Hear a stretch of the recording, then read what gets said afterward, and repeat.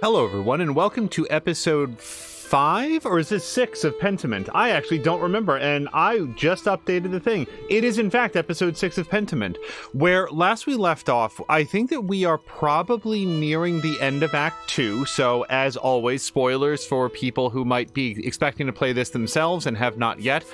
As anybody who was worried about spoilers files out, the current situation is the brothers at the Abbey are all squirreled away inside of the library, and we went in there and had one of the brothers sing, which was actually a really good performance by somebody or other, but in the game it was done by one of the brothers who was having this like what appeared to be a nervous breakdown, a real anxiety attack, and that seemed to put him at ease as well as the others, but they're hiding in there because they are worried about getting physically attacked, assaulted, possibly killed by some very angry villagers who believe that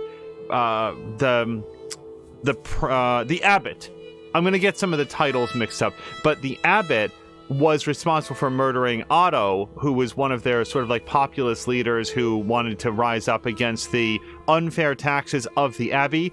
We know for a fact that the abbot did not do that, and by the way, have every reason in the world to believe that Brother Guy is, if not directly responsible for committing the murders himself, certainly responsible for putting people into situations where they could be murdered. So, with that quick recap, and hello to Maxine. We're going to be jumping back in, and my memory is that we were on our way to bed. Let me just double check. It's just the specifics of it. Oh yeah, the duplicitous accounts. Like, we have so much evidence. I really hope that we're going to be allowed to present all of this. We have a lot of evidence that it is brother Guy, and when he started to feel that we were onto him, he made up this like completely weak sauce story about, oh, I saw somebody else and they were big and had dark hair and all this. Yeah, whatever you say, Brother Guy. So I think we're just headed to bed, right? I should speak with Father Thomas to see about the St. John State. Oh, the confessions. Yeah, that was such a weak lead. Okay, as far as I know, we are on our way to bed. It's getting late. I should get some rest.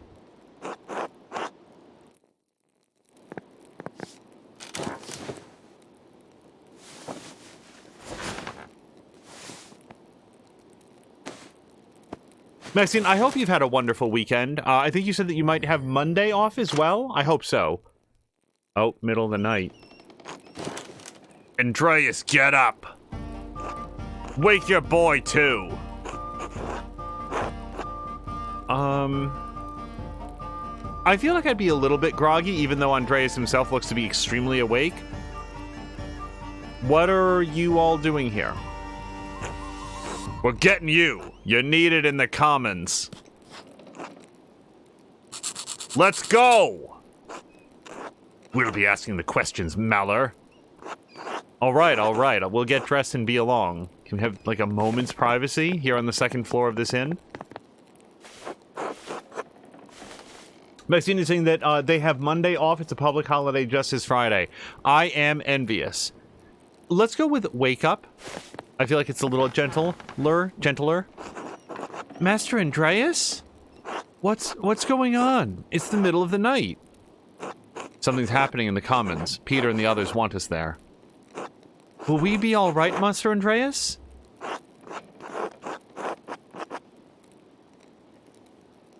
I don't know, but I'm going to try to reassure him as best as I can. I won't let anyone happen to you. We'll be fine.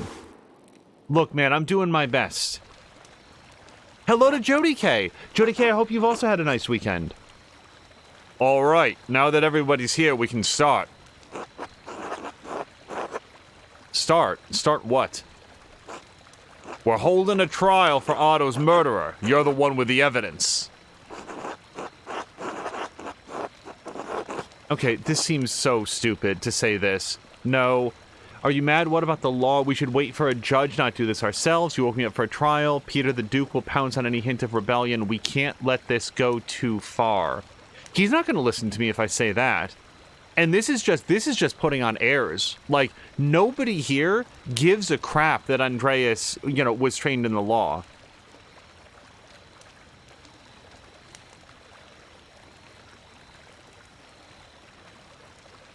Maybe this, I don't know, this seems so stupid, though. A duchy of the Holy Roman Empire located northwest. It's ruled by the Archbishop. Maybe it would, like, sound smart. It's smarter than I am. They have a dark reputation for vigilantism, the Vemic court. Dude, I don't know. So let me talk it out. My concern with saying this is I feel just like, oh, you know, I'm Fraser Crane out here, just lording my education over all of these humble peasants, when what they are angry. They want to hear the language of emotion, and this doesn't feel like it's going to be very well received. This, on the other hand, feels very argumentative. I'm gonna go with this. I'm basically rolling the dice that other people might not be too enthusiastic about getting woken up in the middle of the night. Yes, we damn well did. You've had your time, and we need justice now. Well, what have you found? We're all waiting. Hold on, I barely had a day to investigate. I can hardly come to a conclusion so soon. Answer the man! Please, Andreas, give us the killer. Calm down, everyone.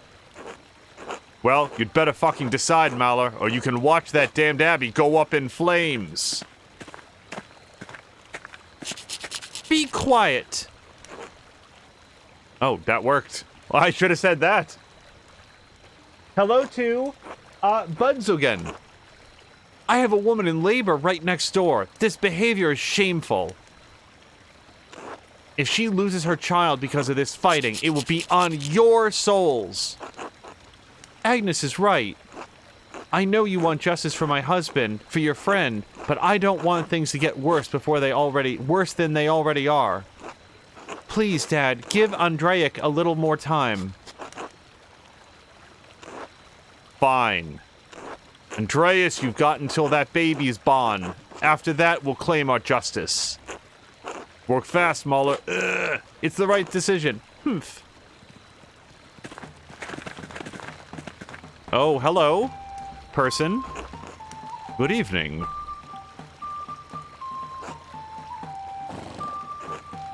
Is it customary in Tassing that the people gather in the commons in the middle of the night?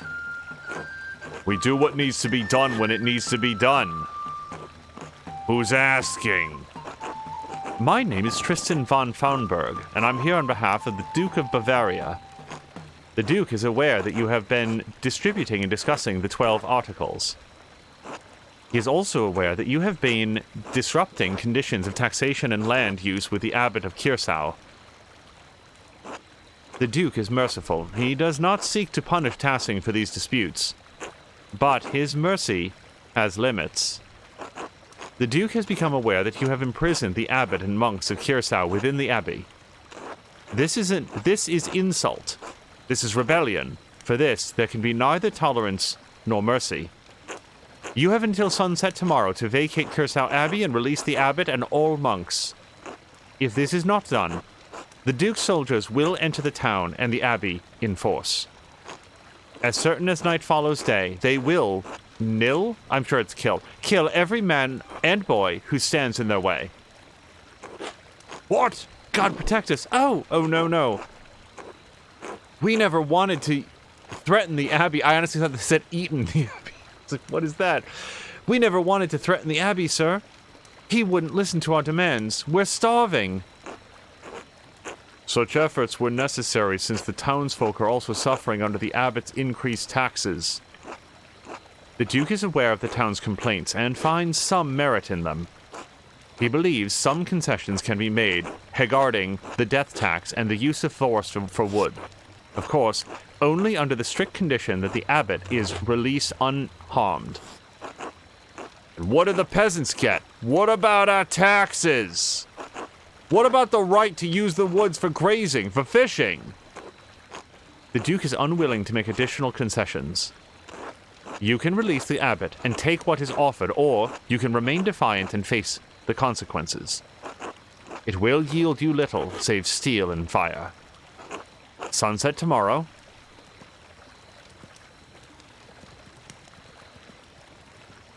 Hello to Fox McCloud.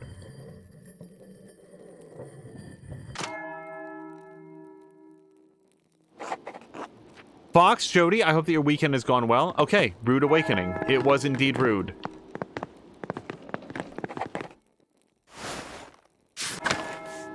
Okay, so soldiers approaching in the final hours. I cannot talk to this boy.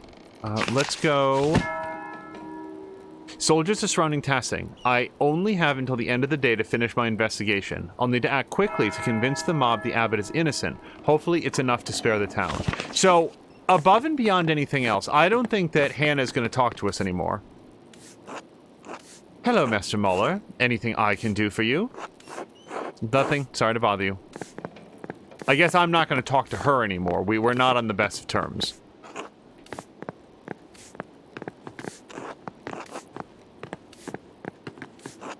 Or have you given any more thought to buying that house around the drinks? You'll be here for a while if you do. Perhaps later. Until then. And this fellow... I have to imagine that if I buy everybody a round of drinks, the guy, the very conspicuous man who's hanging around in the town, in the inn, is going to, like, maybe have something to say. But I am much more interested right now in going to see if the medicine made its way to Brother What's-His-Face. And also, I do need to pet Schlau. Jody K says it's been okay.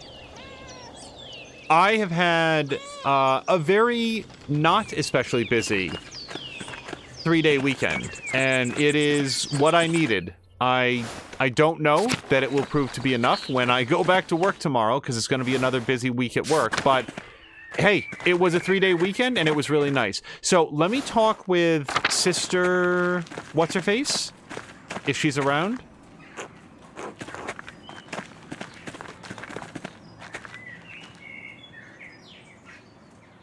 I mean, we got a bunch of stuff done. We went shopping at a couple places. There's 2 separate stores that we had to stop by to get some stuff.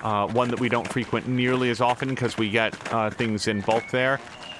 Well, I guess I'll look around. Oh, that's right. She might be at the shrine, the lady that I'm thinking of.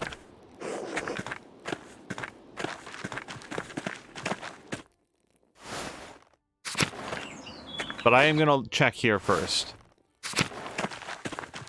Yep, no, literally nobody wants to talk to me right now.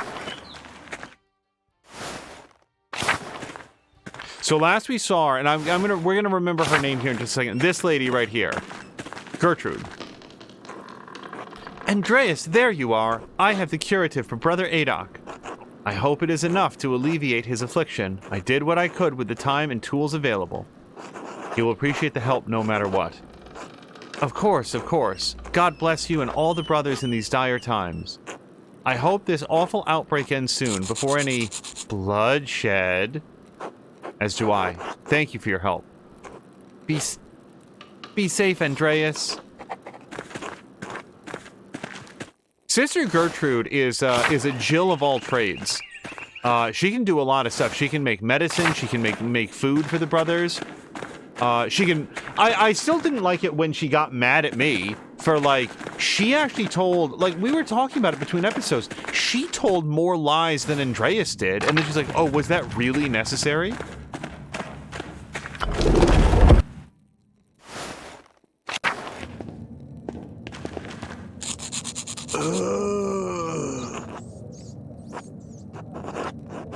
I had Sister Gertrude make something for your pain.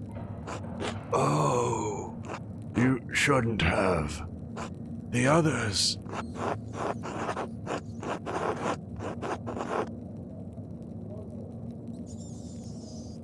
I don't like telling him that he's teetering on the edge, even though it is extremely true. How about this? As you care for the others, I must care for you. Andreas, I never would have guessed, back in the day, you to be an angel upon Earth. ZZZ. Rest easy, Brother Adok.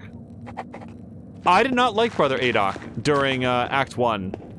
He seemed crotchety at best. But just because I don't like someone doesn't mean that I want to see them die of like a heart murmur, heart palpitation, whatever he's got going on. I just want to say nobody is around unless you buy that round of drinks. Yeah, it's a very cleaned out place. God bless you, Andreas. Has anything new come to light in the investigation of Otto's death? Yeah, let's have a chat about Brother Guy. Brother Guy. Now is not really the time to discuss the enmity between you two, Andreas. I know you do not care for each other, but it's hardly appropriate. Guy's been stealing from the Abbey. Good! Oh my god! Like, that's perfect! Thank you!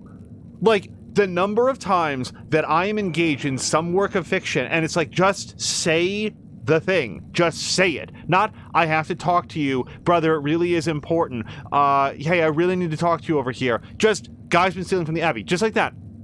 It's true, and we can prove it. We can prove it in like 3 different ways.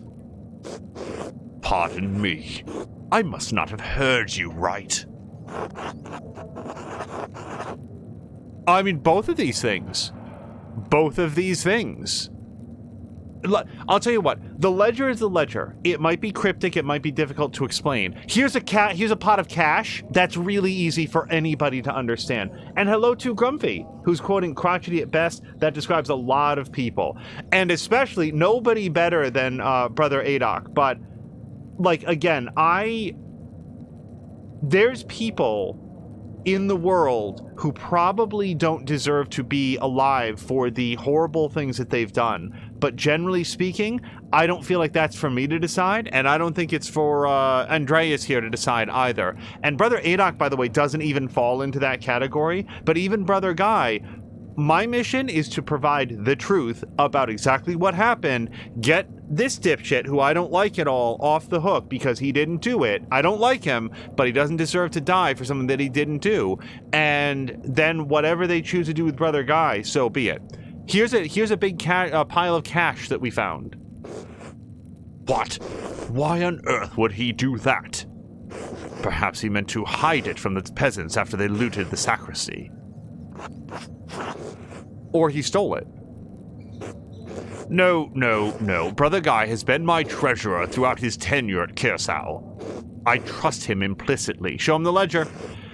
The most obvious explanation is that he was hiding our funds from the peasants is also the most reasonable one. He is an asshole.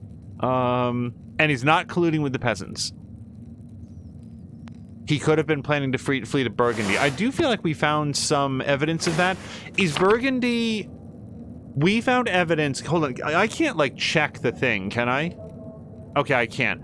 We found evidence in the ledger that he was squirreling away money to go someplace, like a secret bank account. I just don't remember, since it's been a couple days, if it was Burgundy. No, I won't hear anything more about this without substantial proof of Guy's supposed misdeeds. Was there anything else? He's been obscuring it in the ledger, but the evidence is there. In March alone, he stole almost 7 florins worth of funds and sent it to the Fuggers in Augsburg. My God! That can't... How did you learn this? I found a receipt in the back of the Abbey's ledger, written in lemon juice. It's true, but it sounds absurd. If Otto somehow knew about this... You can't think Brother Guy would have killed him. He absolutely would. I gotta tell you, based on what he's been up to, he has spent years running this, like, this scheme in the Abbey. So... if Otto knew... Here's the problem. We don't know that Otto knew. Maybe that's the piece of evidence that we should have and we don't have right now. Screw it. He absolutely would. I don't know that I can prove this, but... I won't believe it. Not Brother Guy. He doesn't have the disposition. He's snide at Timos, but to kill a man, Andreas, no. I don't think violence of that kind is in his nature. I know his heart. You couldn't have made a mistake. Are you certain? Check the receipt. Yeah. Well, first of all, you don't need a candle because we rendered it legible, but... I suppose I must. These times are so dark, Andreas. Even with the Lord's light to guide us, I do not know how we will go on when this is through. There's little I can do about this now, but should we survive the coming days, the consequences for Brother Guy will be dire. You know what? Thank you for hearing me out, because that's all I was asked for. And hello to Kelthrick. I hope that you've had a nice weekend. Grumpy is saying it's been harder and harder lately to think that for me, but I don't remember which of the things that I said would have been. Maybe it could still be about some people being crotchety at best.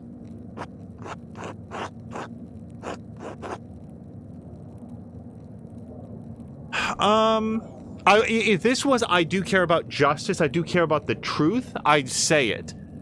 I don't know that I can say that I care about Kiersau, because when Andreas left, he didn't write to anybody for 7 years.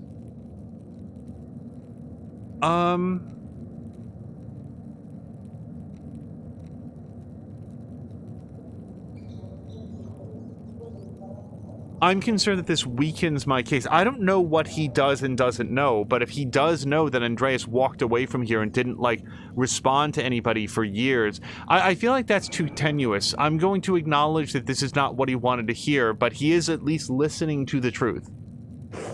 No, never this. One final thing. Have you spoken with him about this?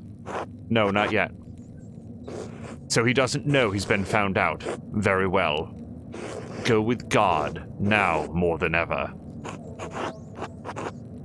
You as well. Okay, we made the best case that we have. Now, we did not, that did not, by the way, cost us any time. So there is, I don't want to talk to Brother Guy, I don't think at all. Yeah, no, let's just not even talk with him. I don't want to possibly tip him off somehow. Andreas Muller, how wonderful to see you. There's no doubt that the circumstances of our reunion are dire, but your face is a welcome for your foes is a welcome sight. Have you been well? Well, not lately. I'm sorry to hear it. I hope your visit to Kiersau can bring some relief. What brings you back here? Before all of these unfortunate events, I mean. It was actually about Brother Piero. Of course. I'm sorry, Andreas. I know it's a small consolation, but he lived a long life with little Palm. He died quite suddenly during Lord's monastic hour at dawn, one of the 2 major hours that is used for the morning prayer.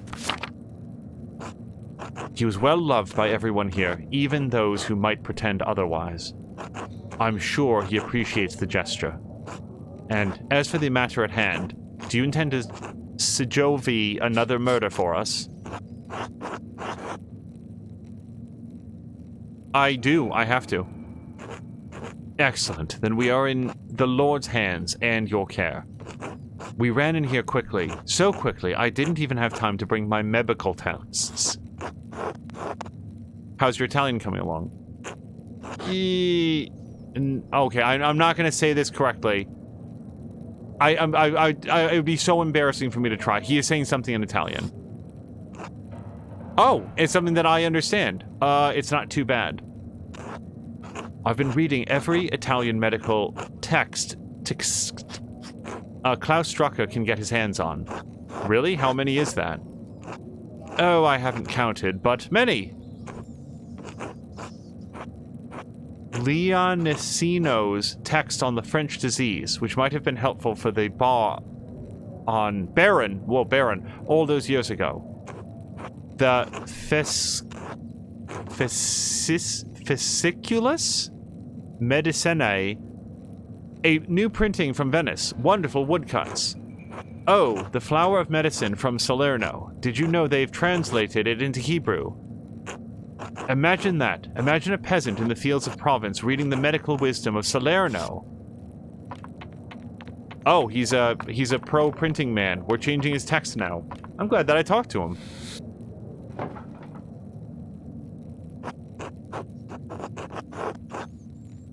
It is truly remarkable. What a wonder these books are. I got carried away. Anyway, it's good to see you, Andreas. Until later. Until then. Okay, Lucas is doing okay. Volkbird is not doing so well, but... Hey, can we get another song? Maybe that would help Volkbird. Yeah, Rudiger. He's the guy that did the song last time. Okay. Well, I feel like we've done everything that we can here. So, how... I will agree with the abbot on one thing. We don't have a lot to go on to indicate that Brother Guy... Should I talk to Brother Guy? I'm gonna go talk to Brother Guy. Very few games respect your decision not to talk to somebody or not to take a dialogue choice if you can. So, let me talk with him. For a second, I thought this said, "Your asshole." You asshole! You told Gurnet what... Did he say something to you? I'm not sorry, and he did have to know. Can I just say oops? You are a true bastard, Andreas Mahler, and you deserve the very worst of what's coming to you. I don't have to... I'm not going to say either of these two things. I've never, ever been on reasonably good terms with him, and I'm not going to threaten him. Say nothing. Do not speak to me again. Okay. Well, that's what we got then.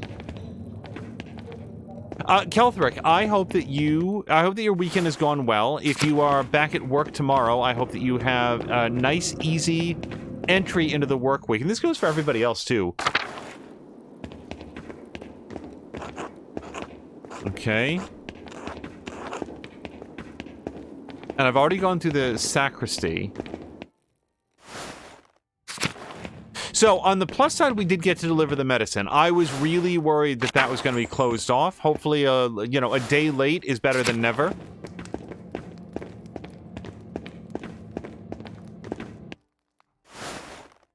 Oh, right. We're a little bit mystified by here because we gave a sausage to that cat, who I thought was Mousemonger. Kelthric was saying that the weekend has been short and sweet. I felt extremely happy to have a long weekend, but now there's that melancholy that comes as you realize, oh, it's over. I shall miss my days off so much.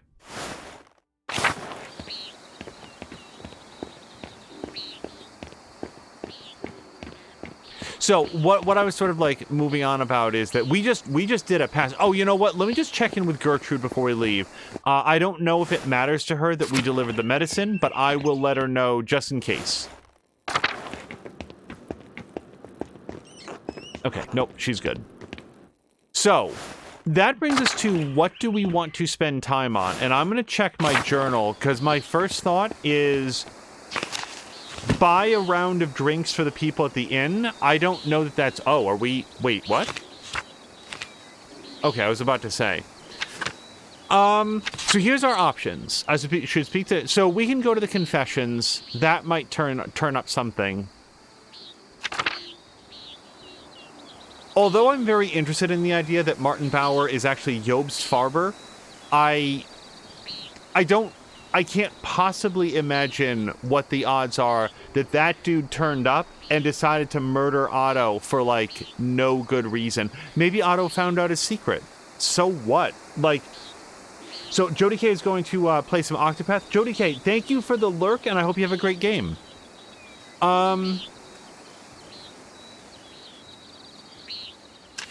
Oops. I wanted to try to turn the page, actually. The Return of Martin Bauer. The Return of Martin Bauer feels too thin to me. I don't feel like it is very likely to turn up anything. So the duplicitous accounts, we've done all of this. By holding the parchment over a flame, I was able to make the hidden message appear. It was a second brief ledger of deposits that Brother Guy was making to a Fugger bank account through a contact in Augsburg. This is clear evidence that he's stealing from the Abbey. Okay. Oh, and then the Golden Eye. So let me just read this. I should speak with Nico Berger at the Golden Hand to see if he or his family have heard anything from people around town about Otto's death. The fact that we've already, like, really alienated Hannah makes me skeptical that that's going to pan out. It's not necessarily going to turn up nothing, but if it's about Hannah rushing off after finding a secret note, yeah, we know that already. Even though Lenhart Mueller was with Baltus and Werner when Otto was killed, I should still talk to him. He openly opposed Otto in the Commons and has a hostile relationship with the peasants. That, again, feels like a very, very slender lead. So, yeah, so this is the proprietress. She said that she was glad somebody had killed Otto because an uprising would have threatened pilgrim visits to the inn. It's clear she's having an affair with the miller. Killian Berger gave me a note found on the floor while cleaning. It's clearly from the thread puller, who I very, very much believe to be Guy. So since there is that, soldiers are... Oh, and that's just that one. So here's our options. We can go to the Golden Hand and buy a round of drinks. We know that a note was found there. Although it feels like it's part of a different storyline. Or we can go to the miller, and I don't know that I would believe anything that he has to say. That said, we do get on well with Paul, his son, so there is something to be said for, like, hanging out there because maybe Paul saw something or knows something. What would Paul know that we don't already know? His father's having an affair with Hannah. Now they know that. I wasn't able to convince Hannah of everything. For all of these reasons, I think I'm going to go buy the round at the Golden Hand. The only other thing would be to listen to the confessions, and the idea, maybe I'm just being foolish here, but the idea that I could, like, listen to the confessions of the townsfolk, and that one of them would have said something or seen something, and that person would then go in and do confession, and that would happen while I happen to be listening. I feel like I'm going to spend an entire time period learning nothing except, like, oh, I have lustful thoughts after this person. I wish to live deliciously. Like, no, let's buy the round of drinks. Let's live deliciously ourselves.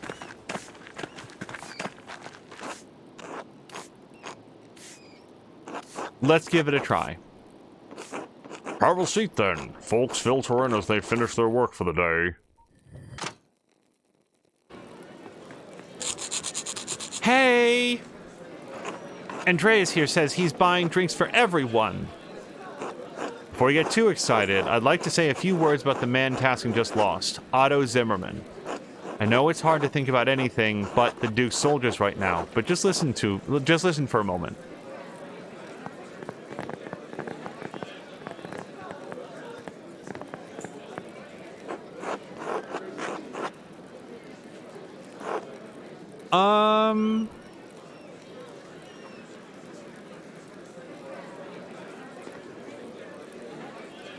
Is it better to acknowledge that he was an ordinary man like any of us? Is that more likely to loosen tongues? I'll tell you what, our best hope, I think, is to play on their consciences. So let's go with Otto was a good man. He stuck up for the people in this town.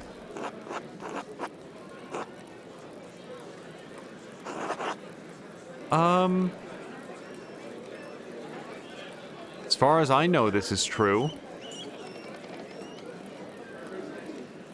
Let's go with this.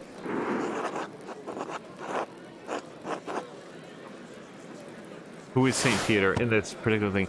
Christian evangelist and the first bishop of Rome, patron saint of fishermen.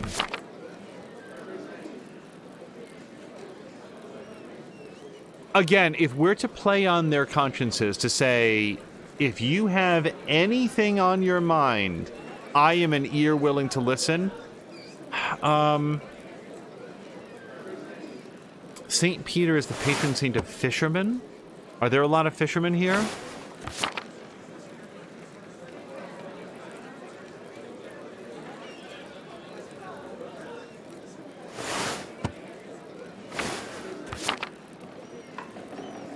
I'm going to go with this I feel like if he's the patron saint of fishermen, then I'm speaking the language of the common man, and that is A, very much the side that Andreas is on, B, the people that are most likely to have seen something or know something. So I'm going to go with this to Otto.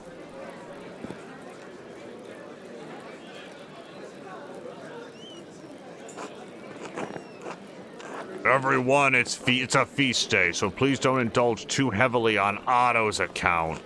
We aren't Lutherans. The most prominent of the Protestant branches, Lutherans were banned from propagating their ideas in the Holy Roman Empire and suffered severe persecution for their beliefs. Too late. Oh, I'm gonna leave then. Okay, packed house.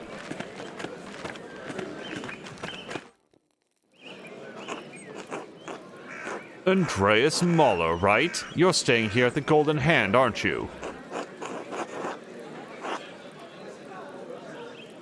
Who doesn't know Andreas, though? How do you know my name? He just bought a round of drinks. Yes and yes. I am as well. Nam is Samuel Grau. I'm recruiting men to become Landsknechts. Well, when some actual men show up. I think that we got a definition of that, and I'm trying to remember if it means brigand or something. It came up earlier in the game. Excuse me, I don't think we've met. How do you know my name? People say you got the Abbey's prior killed a few years back. He was given a fair trial with all appropriate circumstances for this jurisdiction. If you say so, I don't know anything about the law. I was just telling young Hans and Fabian about the life of a Landsknecht. Yeah, here we go. Mercenaries. Okay, so mercenary. They're known for their colorful and flamboyant fashion, their ferocity, and their short lifespans. And I guess I didn't get a definition because that was underlined, not dotted. What's the pay like? Is it dangerous? 4 golden a month, and yes, it's dangerous. Mind that you do have to pay for your own equipment. How much? 13 to 15 golden. Damn, that's more than 10. Yes, it is. It's 3 to 5 more than 10. Do you have 10 golden? Oh no, I don't think I have any golden. You see what I'm dealing with here, Mahler? You, boy. Bye, Caspar. Me? Yes, you look like you're from a family that isn't completely impoverished. Want to join up?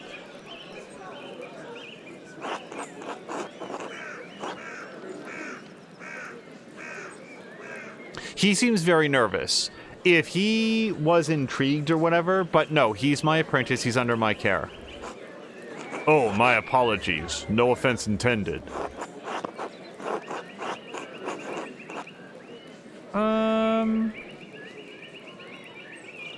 Caspar is a fine lad, and he's very, not ingenious. What's the word that I'm thinking of? He's, resourceful. I'll never let you down, Master Andreas, except for when I drop you into a pit. Well then, would you be interested in playing a card game to pass the time? We're playing Landsquinet. I think I've played that game before in a brothel. Well, you haven't played my version, but now I can explain the rules as we go. Want to play? Can I talk to some others, maybe? All right, if you change your mind, I'll be here. I do feel like we probably want to play that game with him. Possibly. Are you the man to thank for the drinks? Let's keep the topic on Otto. In truth, the drinks are to honor a dear friend who recently passed away. I simply wanted to toast and drink to his memory. A kind gesture. Thank you. Yes, thanks. It was a long road here from Muldorf. We came to visit the shrine of St. Moritz, but the sisters said it's closed because of some trouble.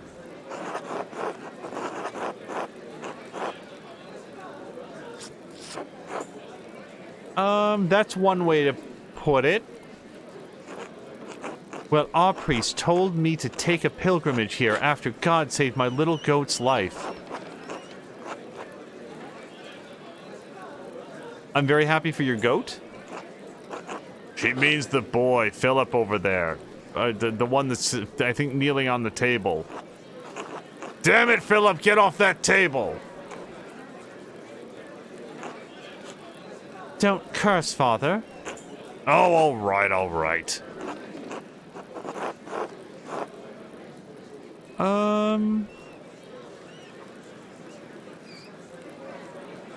I feel like with Caspar right there, talking about how little boys can be frustrating and you can't help but curse, it's not our business. Anyway, the boy climbed up the tree, jumped off, and landed his hand on a board with a nail through it. Jesus Christ. His arm swelled up like a bloated pig in the sun. Must you describe it that way? Well, it did. He had such an awful fever, like he was boiling in his own skin. I prayed to God to save my little goat, and the next day, a miracle. It's true, the very next day. He was very fortunate. It was the Lord's intercession. I asked our priest in Muldorf how to thank God. Since the little goat's arm had swollen so badly, he said we should make a pilgrimage to see the hand of Saint Moritz. Philip, off! Oh, we got on another table. So you can imagine how disappointed we are that the shrine is closed.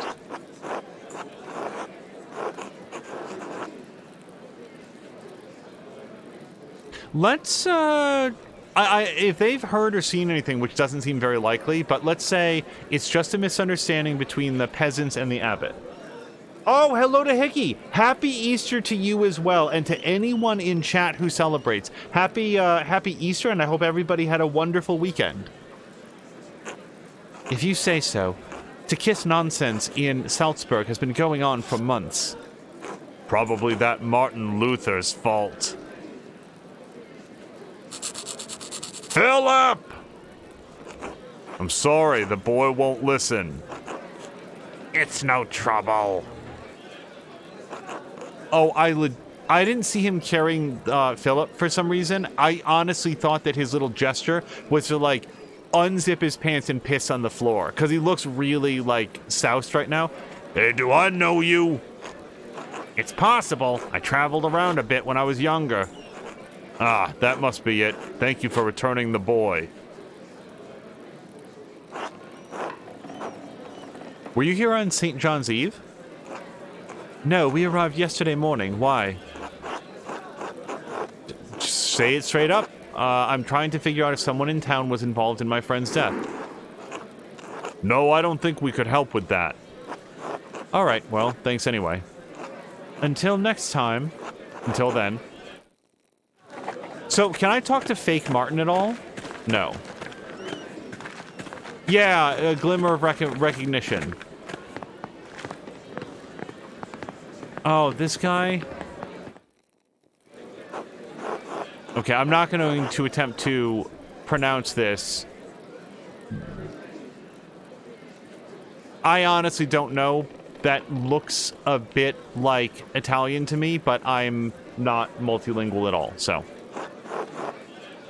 This is still happening. People who do speak Italian, I'll leave that up on the, or read. Or is that Spanish? I'm bad with languages, please don't make fun of me. Ah, Master Mahler, thank you for the drink.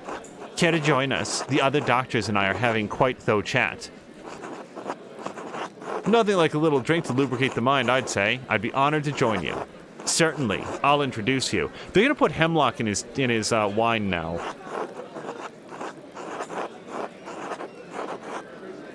Okay, so at least part of that, and see, this looks like Italian to me.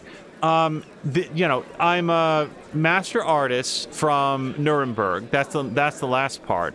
The first part looks like gentle doctors permit me, and then I don't know the rest of it, and I'm probably way off even on that.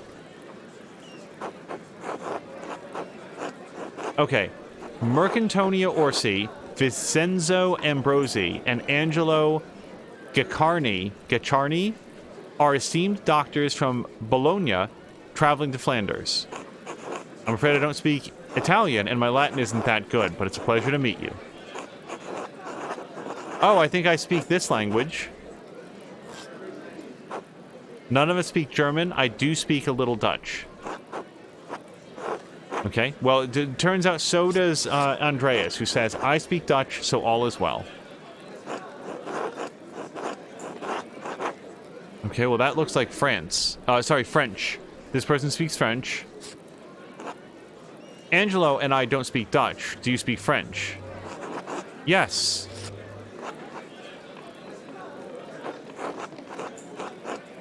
I can't speak French or Dutch, only English.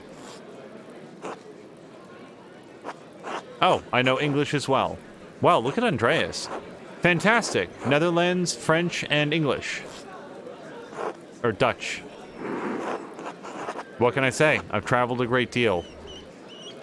I'm just glad that I don't have to rely on Dr.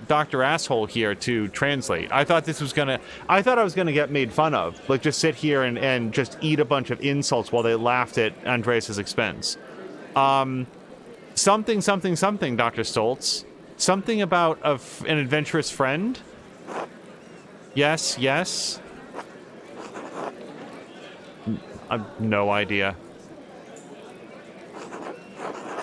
The Natural Historia of Plinio il Vecchio. Is that the book that I bought? Okay. I don't know what that means. I think maybe I am getting made fun of. Andreas. Okay, it's obviously a question. Parlons is to speak, I think. I hope this gets translated for me. We're talking about Pliny's natural history. Do you know it? Boy, this is a frustrating conversation. I think it's shit, says Angelo. I think that's a little crude of you. And I think this is how about you, Andreas? Or what do you think? Or do you know it? Yeah, see, I'm way off.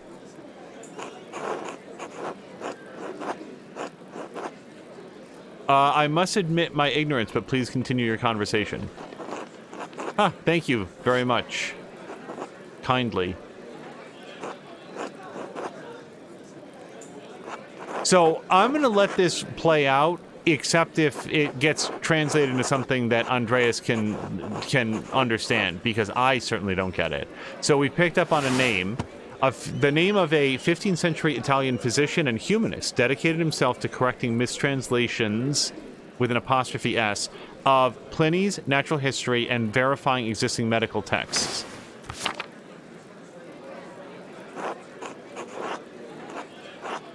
But people who speak all of these languages are just in heaven right now.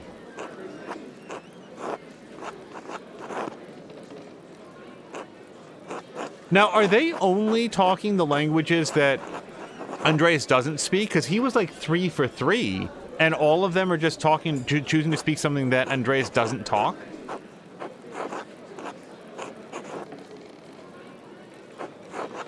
Boy, I feel bad about not being more of a linguist, but then again, we probably benefited in other ways.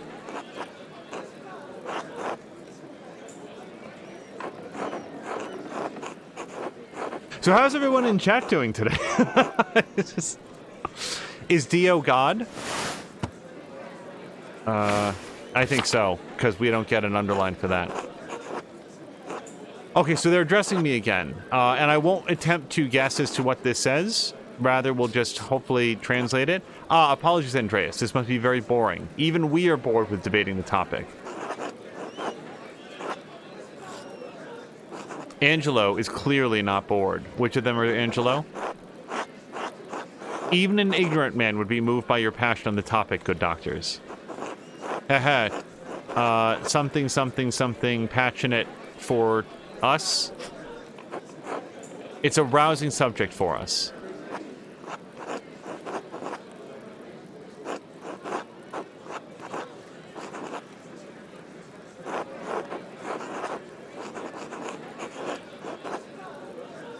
Oh, I do speak some of this, I guess. Oh my god, I'm sorry, Andreas. My German is so poor, I didn't understand.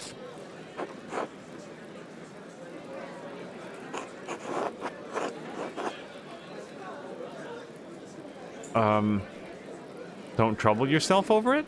Although if his German is bad, one of these could be mistranslated or misunderstood, but I'm going to say this anyway.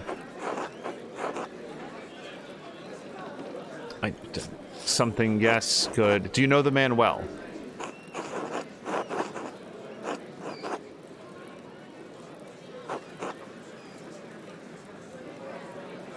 I don't know that I did consider him a friend. He was a good man?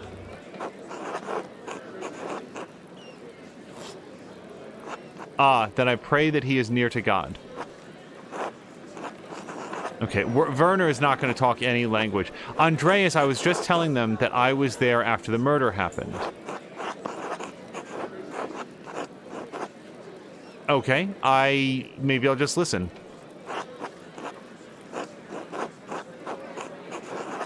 Well, that's all French, so hopefully we do get a translation of it. Was that what all the commotion was about? It woke us up, but we didn't know what was happening. Interesting. Did you see anything unusual around that time? I called out to the innkeeper. He and his wife came out and looked confused. Oh, his boy. Okay. Anything else? Oh, damn it. We had another thought that we could have had.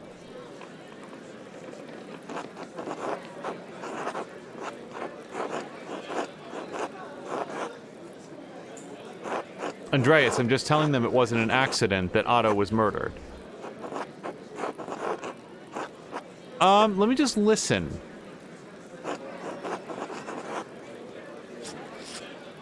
What? It was murder?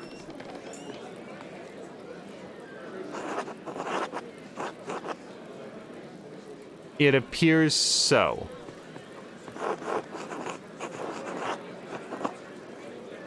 I pray you catch the culprit and get him the justice he deserves. That's my best guess. Wow.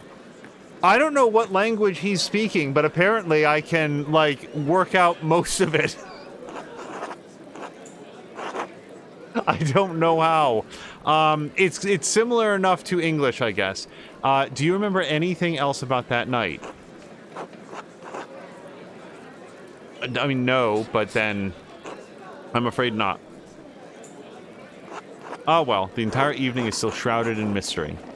It was nice meeting you, gentlemen, but I must attend to other business. Safe journeys. Thank you very much. Something about God be with you, I think. Many thanks. God be with you. Oh, Andreas. Yes, Werner? I guess I've persuaded him. Maybe it's nothing, but the murder has got my mind turning over possible suspects. I've seen Otto and Martin Bauer talking a great deal in the last few weeks. Oh, Bauer. I can't guess what the matter was, but you should know there's something strange about Martin. Let's find out what he knows. I already know. Oh, and hello to Patikin and everybody raiding over. Hello to Patikin and Maxine. Patikin, how was the remainder of Division 2? And hello to Grumpy as well. A year before you first came to Tassing, I treated young Martin Bauer for an injury. He cut his side open, falling on a rough fence post. The wood was jagged and tore the skin considerably. It healed quickly enough, but it left a bad scar, about 8 inches long and 4 inches wide. Wait, 4 inches wide? Patikin was saying that that's good, that it was good. It was a good time. What's so strange about that? I examined him for a minor rash a month ago. He doesn't have the scar anymore. It's completely vanished. Also, as anybody raiding over from Division 2 can see, this is basically the exact same genre as that explosive third-person looter shooter from Ubisoft. This is just, it's the perfect match. Patikin, really, thank you very much for the raid. We are investigating a murder, the second of 2 murders that we've encountered so far. The first one We assigned someone who had done it. I don't know to this moment if we picked the right person, but we're doing our best here. I'll tell you what. Thank you, Werner. Think nothing of it.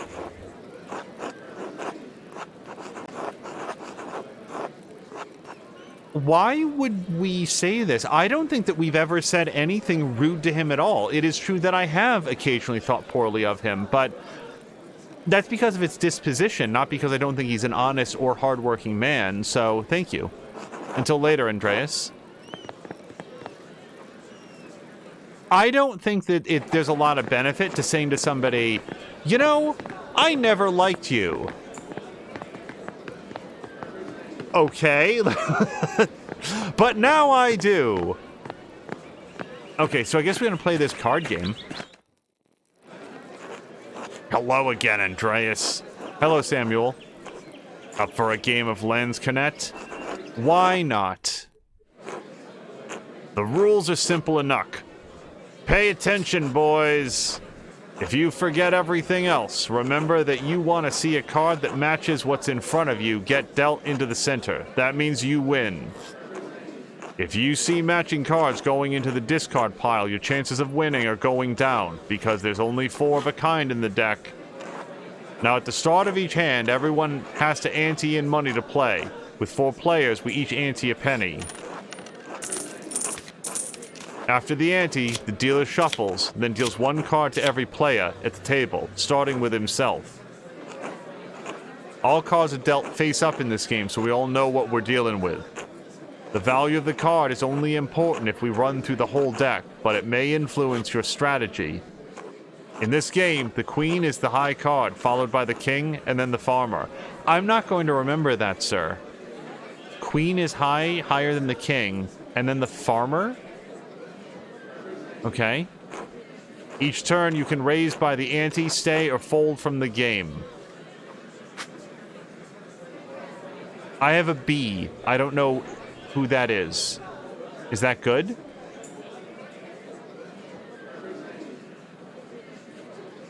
Stay.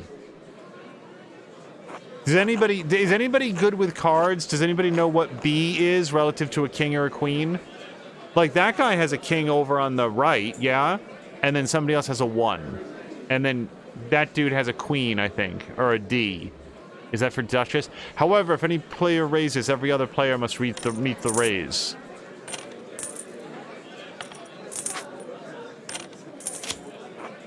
When all players are finished, we deal 3 cards into the discard pile. Then we bet again. Well, they didn't put any Bs into the discard pile, so I guess I'm doing okay. Fine, I'll bet.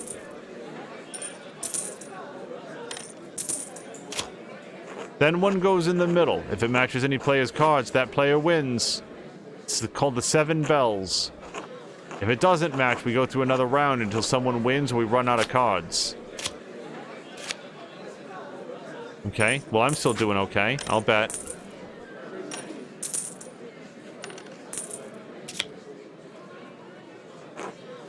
Congratulations, Hans. You would have won the money if we were playing a real hand. Well, were we not playing a real hand? If we run out of cards, the highest card wins. If multiple players have high cards, the highest suit wins. Leaves high, followed by hearts, bells, and then acorns at the bottom. Alright, let's play a real game now.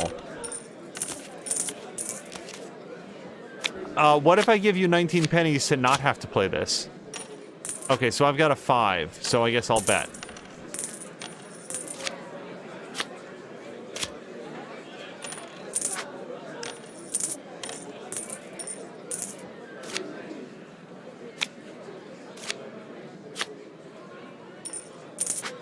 So, in addition to wondering, like, if I can win, I should also pay attention to see what are the odds that anybody else is going to win. A 7's already been put into the discard pile. Nobody has any 2s. And then we've got a 3 and a 7. And a 4. Oh, so the 4 also reduces the chance of bet over their winning. So, I guess I'll bet.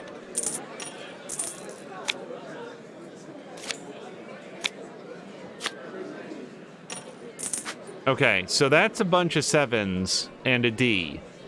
So So the odds of Top Man there winning are very low at this point because 3 7s are... No, actually, he can't win. Okay, so that's good. So as long as a 5 comes up before a 4 or a 1. Yeah, we'll keep at it.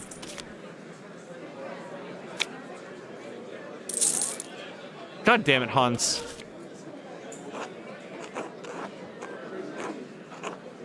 Oh, Fox Mod is saying I was guessing that was a farmer. Is that the bee? Is the bee farmer? Now that one hand has been dealt, the dealer hands the deck to the next player on his left. He is now the dealer for the next hand. I assume there's an achievement for winning this, and that is not going to happen. So I have a D for the Duchess of Acorns.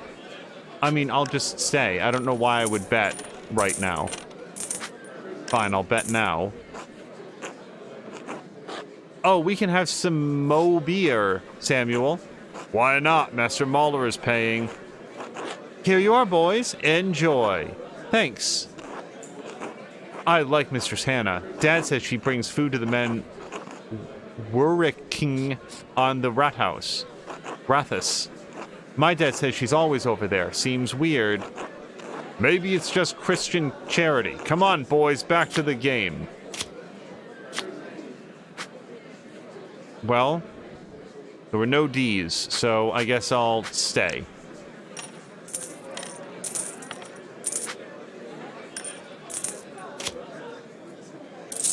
Petition saying, give me any, wait, who won? Not me. Okay. I guess continue. I'm mostly listening for the, like, the dialogue. I mean, it's not that I want to lose, but... I enjoyed the... Well, I guess it was a dice game in, Assassin's Creed Valhalla. I actually thought that was well put together. I had fun with it. Bet? Sure, why not? Have you traveled far, Samuel? I suppose, all over the Empire and down south. Navarre, Milan, and Pavia. Must be really far away. I never heard of any of those places. Pavia, I heard about that battle, I think. You fought the French? French and Italian, Swiss too. Beat them all. I saw the King of France humiliated as my brothers took him prisoner and led him from the field. If I die in my sleep tonight, I can say that I bask in glory for one day of this miserable light. Okay, so I can't win. I mean, the odds of me winning are so low. There's now 3 5s on the table, and one of them is my only path to winning, so I'm going to fold.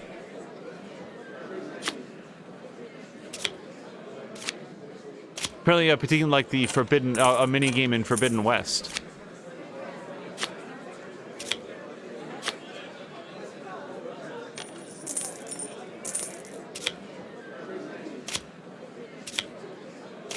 Fortunately, when you're out, this just sort of like plays itself. It doesn't make you continue to interact with it.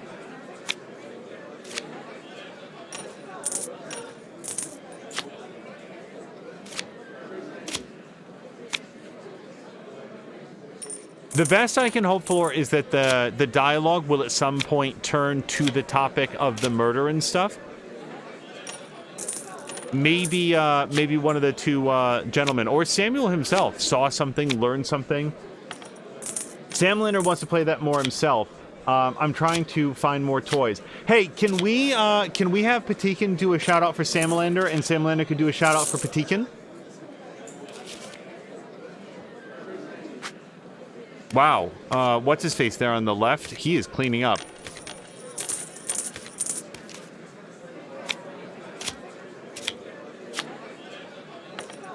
I wonder if this was a real game. This could have been invented by the creators of Pentiment, or, again, they were very, they worked hard to get a lot of, yeah, there's no 5s in the discard yet. Hey, what if, I was about to ask, what if 2 players have 5s? So now oh no, there's 2 5s in the discard pile. I just want you guys to know that it's never not embarrassing when I say something like, there's no 5s in the discard pile, and literally the first card that was put down was a 5. Samlander says this feels like a real game. Yeah, it feels like something that very absolutely could have existed.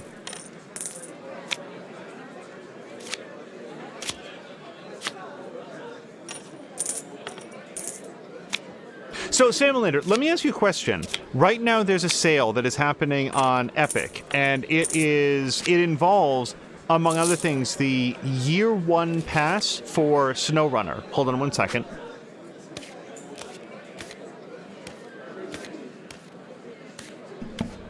All right, sorry about that. I would be very interested to know, do you think that that Year 1 pass is worthwhile? It looks like each season, or whatever they call it, comes with additional maps and stuff.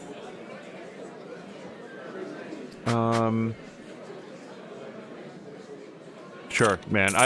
On the first round here, I don't know why you would or wouldn't bet, honestly, because there's no information to go on. Well, there's our first B. Screw it. I'm staying in. I'm going to push all my pennies into the middle. SnowRunner says, is great, says Samlander, and he got all the season passes when he bought it. Jägermeister says, when I left for work, I was watching Samlander. Now I'm hanging out here with Sama. Looks like we stayed together as a family. Well, Jaeger, I hope that you've had a fantastic weekend. And you were playing, what were you playing yesterday? It was it Red Dead? No. What was yesterday? It wasn't Ixion. It wasn't Red Dead. It wasn't Ni no Kuni. I don't remember right now. Yeah. It was back into Red Dead yesterday.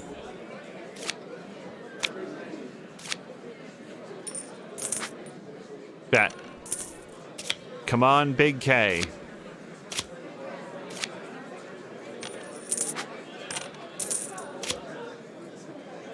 I'm all in, baby. Oh, there's one of the Ks.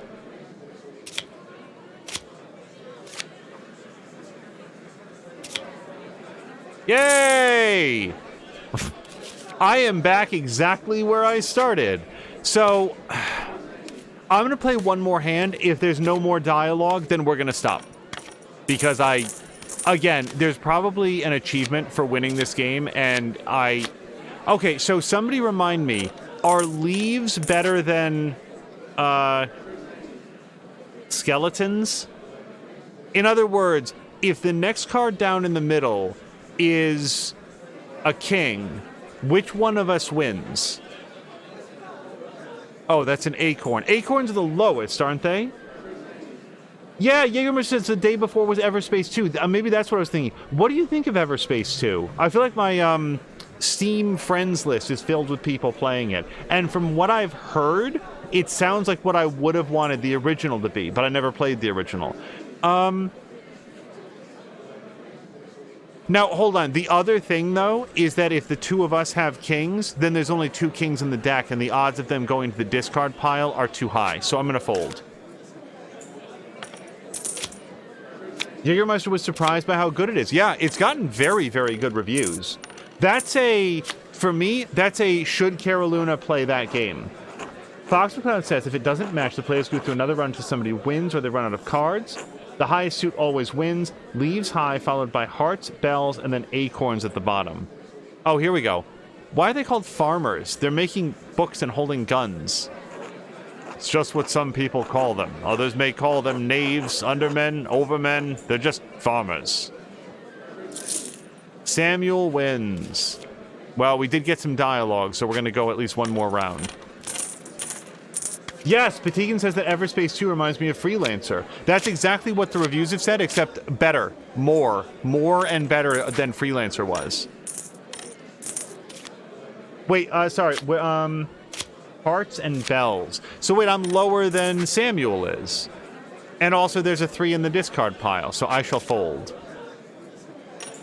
You'll probably want the season pass if you're thinking about getting any of the SnowRunner DLCs. Those are how you get the new maps. Yeah, it's the new maps. I don't know that I care that much about the new vehicles, but the new maps with the additional storylines, like every map in SnowRunner feels to me like it's like 10 hours of content. Patigan says that he might go for Everspace 2. He likes what he saw. Jägermeister is asking Wing Commander Freelancer. So you're probably thinking of Privateer, but Freelancer was made by the creator of Wing Commander, and I really liked it for a single playthrough, and I've never felt the slightest hint of wanting to return to it.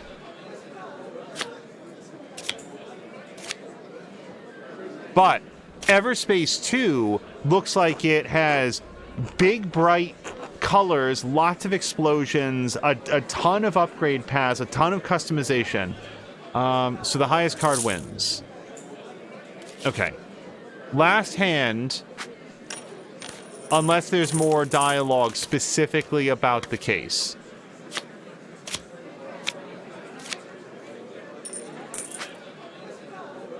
Okay, acorns are lower than hearts, though, so I'm going to fold. Because if a 2 comes down, he wins. And if a 2 doesn't come down, everyone else wins. So, fold. Salmon has played 5 streams of 5 hours of SnowRunner. Of that, all but 1 has been entirely on Alaska. I think I have a bit less than a third of Alaska complete. Yeah, and that's why, like... So, the season passes or whatever... They don't seem to go on sale very much, and the individual...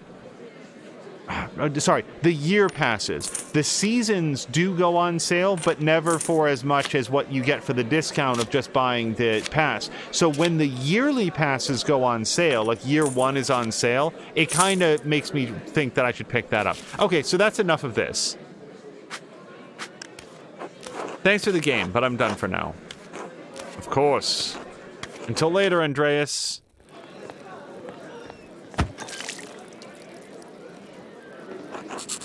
God damn it! What's wrong with you? Blind? Dumb? Okay, that's Italian, I think. What the hell are you saying? Speak German!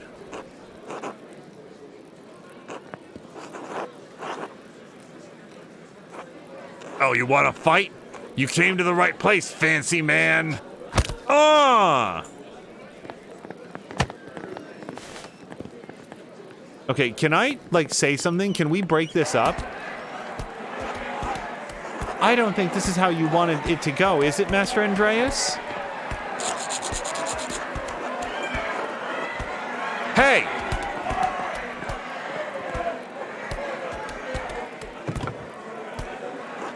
A man was murdered in this town. His body is barely cold. I bought drinks for you all to remember him and to lighten the burden of his death. I hardly think a drunken brawl is the proper way to remember him. If they don't like this, I'd rather stop the fight. Look, you never know when someone is going to get knocked down, bang their head against the side of the table, and then not get back up. Everyone out! Everyone out! Okay, well, that did not... I have to say, that did not feel productive at all. Visiting the Rathos. Rathos?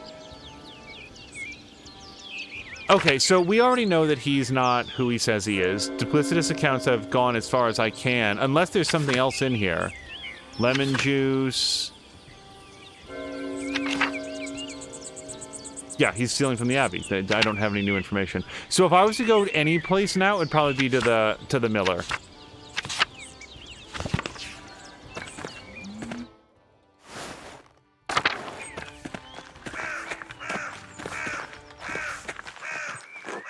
Oh, Andreas, what have you come back to? This is all awful, just awful. I should never have allowed Klaus to publish the 12 articles. This is what happens when common people get agitated by reading nonsense. nonsense. Is that what you think of the 12 articles? I spoke rashly. There is merit to the fundament of the 12 articles, of course. There is even merit in the ideas of Martin Luther, but I'm not about to advocate that the peasantry read his books. These pamphlets, these books, can make people crazed, furious. Sister Amalia? Hold on. Emily. And I have seen what happens when good people become part of a mob. What do you mean? Before we came to Tassing, I was the priest at a town near a Benedictine convent. The town was full of good people, but the good people were whipped into a panic by an educated neighbor, the town doctor. He had read the Malleus Maleficarum. It had put ideas into his head. Well, hold on. What's the The Hammer of Witches, a treatise on witchcraft published in Speyer in 1486. Theologians at the University of Cologne condemned the book as unethical and not in line with Catholic doctrine. Despite this, the book enjoyed widespread popularity. I can see why if it had a picture of a rabbit holding a lightsaber. The author knew even less about women than he did about magic. One thing the book's author and the doctor shared was a contempt for and hatred of women. In the convent, the doctor saw a coven of witches. In Sister Amelie, he saw not a mystic, but a woman possessed by evil spirits, speaking blasphemy. But surely the local magistrate didn't believe that. No, he did not, but that didn't matter. The doctor inflamed the neighbor's fears. No matter what I did, no matter what I said, it made no difference. They wouldn't listen to reason. They wouldn't even listen to scripture. In the dead of night, they gathered at the convent and set fire to it. Sister Amelie was lucky to escape with her life. The rest of the nuns were not as fortunate. Jesus Christ. So I am all too aware of what can happen when a mob forms. I should have known it would happen again. This is my fault. I don't think you can possibly blame yourself for this, Father. Why not? I have more than a small measure of responsibility. You'd think that Otto's death would have shocked the farmers into abandoning a hopeless cause. It's only inflamed them.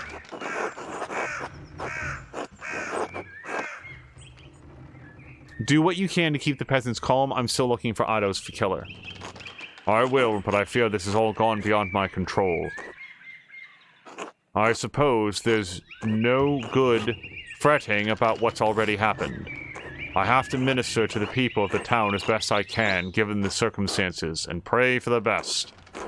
Speaking of which, I need to hear confessions for the townsfolk. It grieves me to say this, but with soldiers on their way, this might be the last confession some of them will have. I expect they'll be coming in after dinner. If you could excuse me, I need to prepare. Of course, Father. So there was no option of like, hey, can I listen in on the confessions? And again, I kind of feel that's dumb anyway.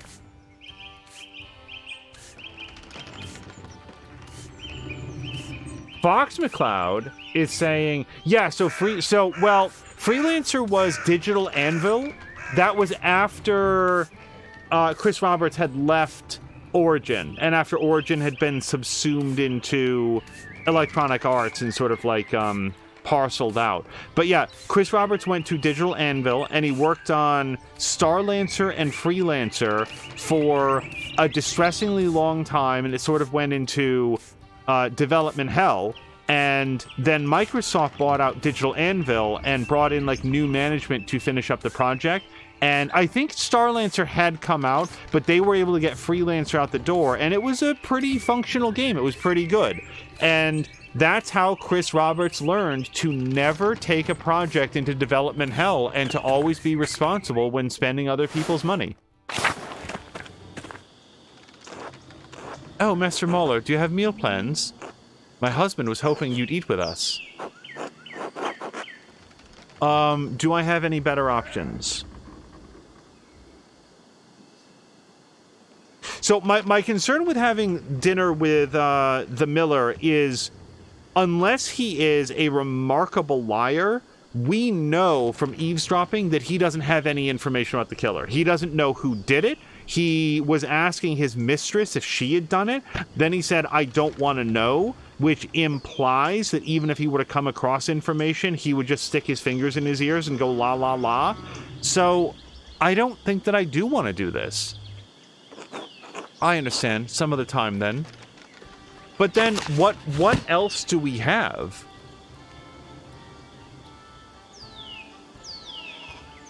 Fabian mentioned Hannah's frequent visits to the rat house. Rathos? Okay, does that... I don't know how that's good.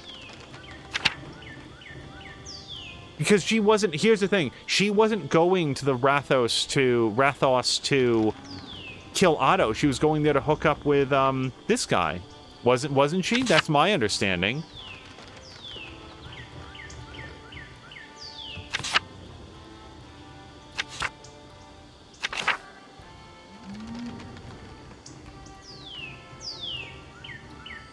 Let me look at the map.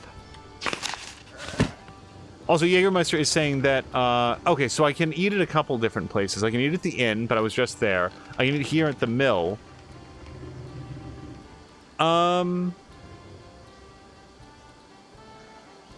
Screw it. Let's eat at the mill.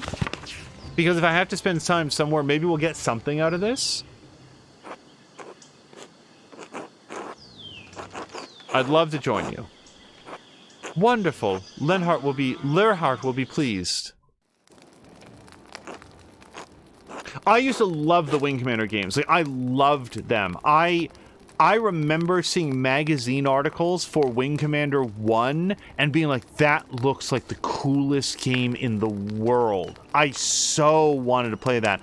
I played through Wing Commander 1, 2, and 3 multiple times. And what I would do is, like, import my characters to, like, bring in, like, over the kill counts and stuff like that and, like, write them down anytime that, like... Because I don't remember which ones you could and couldn't, like, import from. So that I have, like, my lifetime kill scores and I'd always try to, like, do better. I loved those games. And then Wing Commander 4 was, like, a real...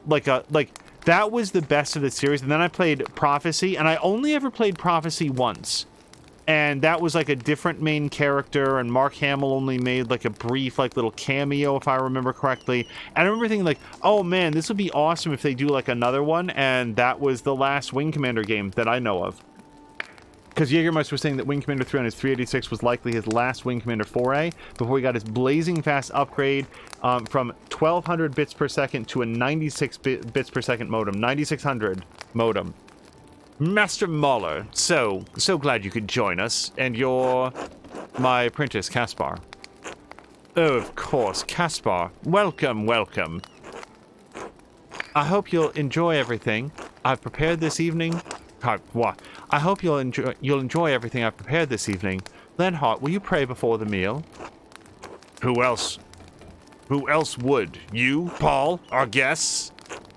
I apologize, Lenhart. Master Mahler, forgive me.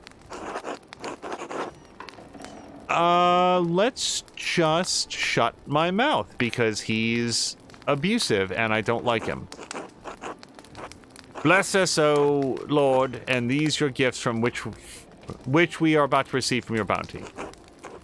Through Christ our Lord, amen. And everybody says amen. I must say, Andreas, I'm sorry I never had you eat with us on your first visit to Tassing. I was preoccupied running the mill, you see. Right, preoccupied. You know how busy your father is, Paul. Lenhart is always working on something.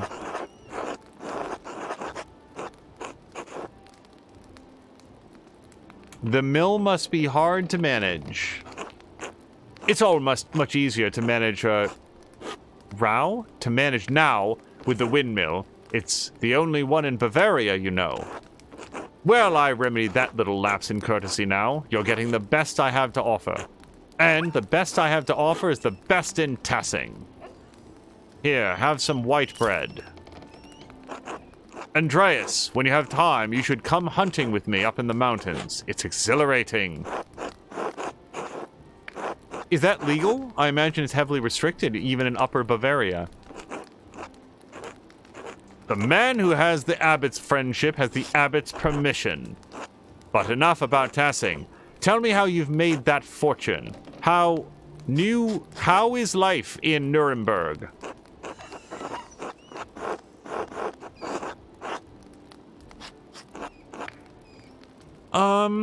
I'm gonna say that we live quite comfortably, because the only reason this dude is giving us the time of day is because he believes we're rich, and I don't want to give him any ammunition about how miserable Andreas actually is. And he is rich, but without that wife around, you can get up to all sorts of fun while you're in Tassing. There are plenty of willing parties if you know what to do. I don't want to encroach, of course. Well, you're certainly a man passionate about his work if you've made so much of yourself in so short a time. The peasants around here could learn a thing or two from you. No one around here even knows what work is anymore. Of course, I'm raising Paul to be better than all that.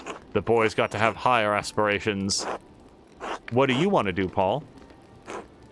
I'd like to be like you, Master Mahler. I love seeing the art in the church. I want to paint like that someday. Not this nonsense again. Do you think I could be an artist, Master Mahler, even though I'm a little old to start?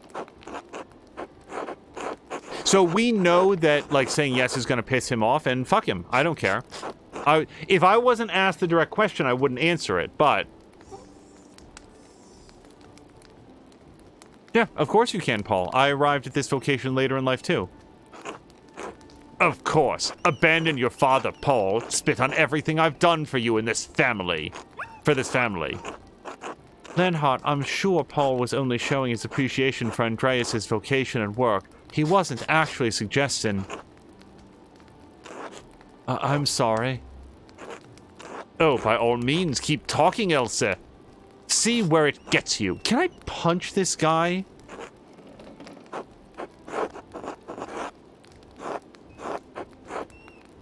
Everyone should have an interest in art, Paul. I'm sure you can find some way to pursue it in Tassing. Don't bother Andreas. He'll be too busy for that sort of thing when he's older. I apologize for my son's ungracious behavior. I'm gonna eat this custard pie, then. Anyway, I'm glad you've come back to Tassing. Give me some real conversation, at least. Have you been busy investigating the murder, Andreas? What business is it of yours, Elsa? I haven't much time to give Peter a suspect. Yeah, let's talk about it. Well, with any luck, the Duke will send soldiers here before Peter escalates things further. I certainly hope all of this ends before there's more violence. Maybe the peasants need a little taste of violence to put them in their place. One would think our peasants could learn from the failures in Swabia, but, well, God didn't really fashion them for thinking, did he? I think the peasants are in a hard spot, especially with Gernot's new restrictions. The restrictions affect the townspeople more than the peasants. That's what Otto was fighting for, even if I disagreed with him. Now that Peter is leading the mob, there's no sense to be made of any of it. He's just out for revenge. But Ulrich says that what the abbot is doing isn't Christian. What? Are you going to let the abbot of all people... Are you going to tell the abbot of all people what's not Christian, Paul? The abbey is entitled to profit from the land it owns and retain what it produces, just as we do. Paul takes after his father in precision of thought. Huh, you may be right. Well, I've had my fill, and I'd hate to keep you from your work with more idle chatter, Andreas. Well, we're really getting kicked out. Andreas, you really must come hunting with me. It'll be a day you won't ever forget, I promise. With soldiers surrounding the town, are you sure that's safe? They're surrounding the peasants. If we want to hunt, we can hunt. I'm investigating Otto's murder. A hunt hardly seems appropriate. If it would help, I can tell you what I know, and I know a fair deal. You know something? But, you know, but here's the problem, though. Why would I believe anything that he has to say? According to the thing that we heard the eavesdropping, he doesn't know anything. He was asking his own mistress. So I think my time is better spent listening on the confessions. If you change your mind, just say the rod. I'll make the arrangements. Thank you for coming to sup with us, Master Mauler. The meal was delightful. Thank you. Please, Andreas, you don't need to be so polite on Elsa's account. One would hope she would have learned to be a better hostess by now, but, well, our next meal together will be much nicer. Right, the next meal. Until then. Foxglove never beat Wing Commander Prophecy, maybe? Due to me never touching a game before now that I have the years of Ace Combat experience, I could probably rip through it with ease. I think that you would find it much more simplistic, any Wing Commander game, than an Ace Combat game. Oh, shit. Do you have a moment?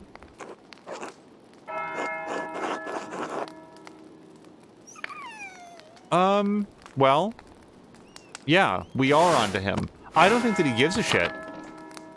But fuck it. So, I heard you two by the ruins.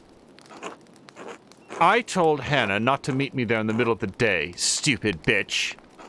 You think I give a shit who knows about us?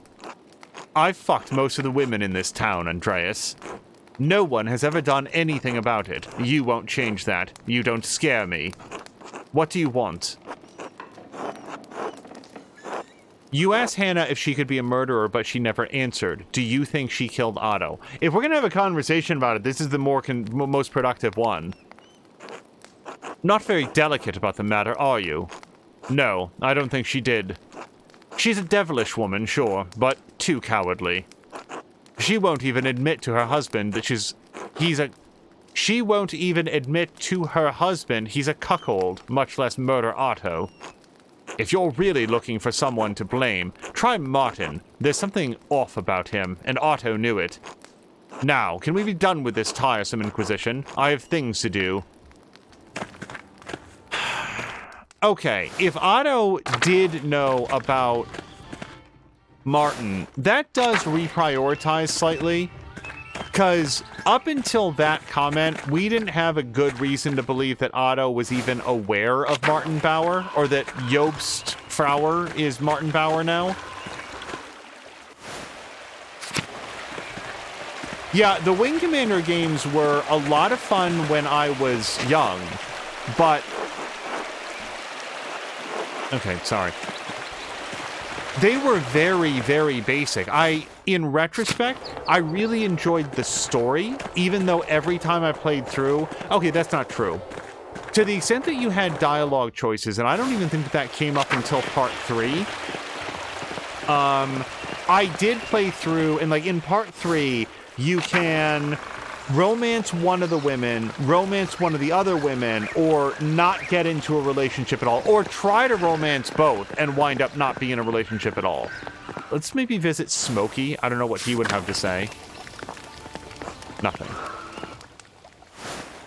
But what I liked about the Wing Commander games was the story. I liked all the dialogue. It was the most cinematic game that existed for me at that time.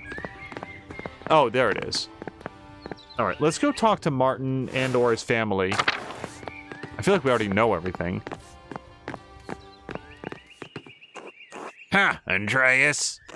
How are you feeling after that brawl? It looks like you escaped the worst of it. I didn't want to risk anything with that mercenary there. Oh, he's a tough one for sure. Certain. You never know with those Landsknechts. Most of them are just piss and beer. We just came across one of the real ones. Anything I can do for you? Martin, who are you? What do you mean? Brigida told me you're not Martin. She did? I don't know why she would do that. Werner Stoltz said you lost a scar, a big one. What? I got that scar when I was a kid. It got better. All right, let's stop the nonsense. You started it. I don't know what you're getting. I don't know what you're getting it. I don't know what you're getting it. Okay, whatever. First it was Otto, today it's me. Who's going to discover your secret next? And look at this. We have all reds, all greens rather. No reds. You can't run from your past forever. All right, enough. I'm not Martin. Are you happy? My name is Jobs it's Farber. I'm from Muldorf, just like the Oaks family you met at the land house. What happened to the real Martin Bauer? He died on the road, killed by a bank guard. I met him in Kaufbeuren, just as a plague was tearing through the town. He had been stealing from the homes of the dead, praying to St. Roach he wouldn't be next. I convinced him to leave. We took the road together. It only lasted a few months. It was long enough for him to tell me about his life here, about his family, even about you. Everywhere we went, people mistook us for brothers. After he died, I didn't see the harm. Job's father was dead too to the world. I could never go back to Muldorf. There was still a life here, life left for Martin Bauer here, even if it wasn't mine to live. You seem to have fit into Martin's life easily. He left a hole in this family and never gave it a second thought. I never wanted to live on the run, Andreas. I wanted this life. I wanted a wife, a mother who loved me, children. I'm gonna ask him, because, like, if this is the life that he wanted so much, it's at least conceivable that he would kill to protect it. I don't think he did, which is why I wasn't, like, really hot on this lead, but it's conceivable that he did. No, what? Why? Do you think I did? He figured out your secret. That's how he got you to speak out in the Commons. That part's true, but why would I kill him? I did what he asked.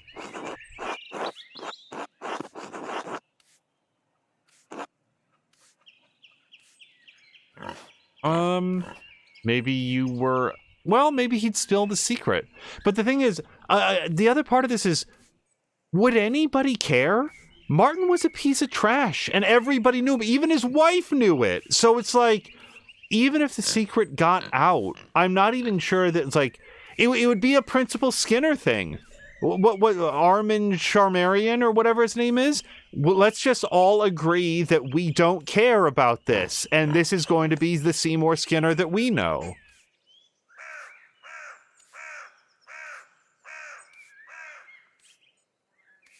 Sure. How long would it be until he told somebody else?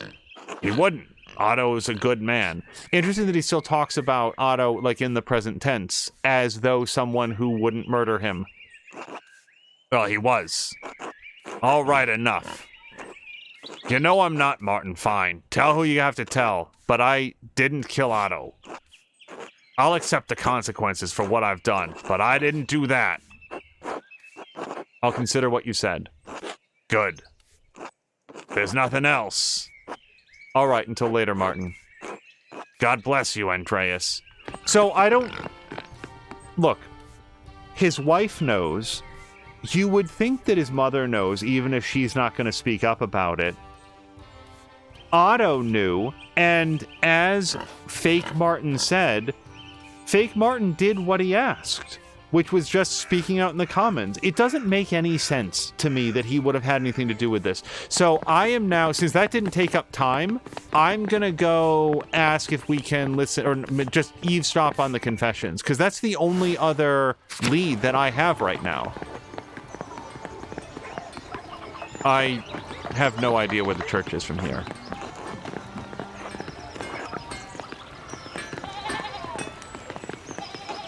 Andreas, how did you get caught up in another murder? Maybe God wants me to solve murders instead of making art. Seems like a bad way to put food on the table, but maybe you're right. Listen, Andreas, I can't talk any sense into Peter. I understand he's angry. We're all angry. But threatening the abbot? Burning down the abbey? The Duke's soldiers will tear this town apart. If Peter won't listen to you, what makes you think I carry more weight with him? I don't know. You lived with the man. I'm just worried for all of us. I'll talk to you later, Endris. Until then, should we go talk to Peter's wife? What's her name? Eva? Hey, Andreas. How are you doing, Jorg? I'm alright. Veronica's helping Eva and Dad's mad all the time. I've tried talking to him, but he won't back down now that Otto's, well... I don't know what else to do. We won't make the winner if we don't do something. Let me solve Otto's murder first, then we can worry about the rest. I don't know if we have that long. You better hurry, Andreas. I'll let you get back to it then until later. I want to talk to, Eva. Or Clara. Whoever's available. Yeah, okay.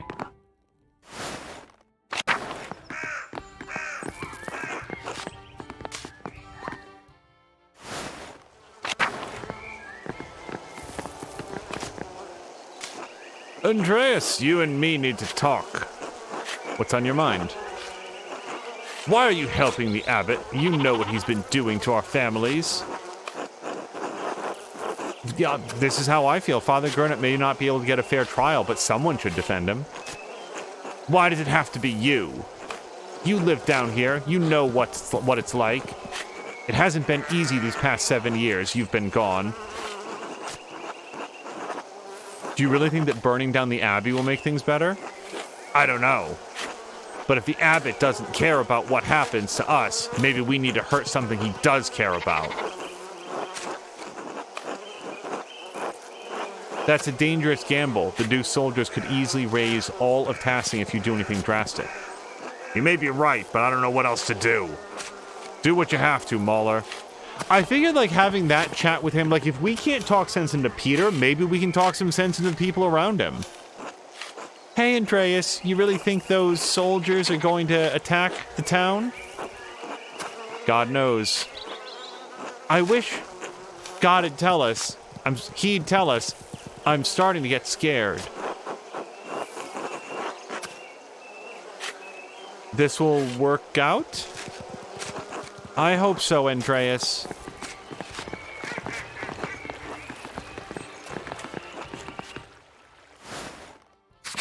Okay, where is the church? And yes, I do know that I've got a map, but...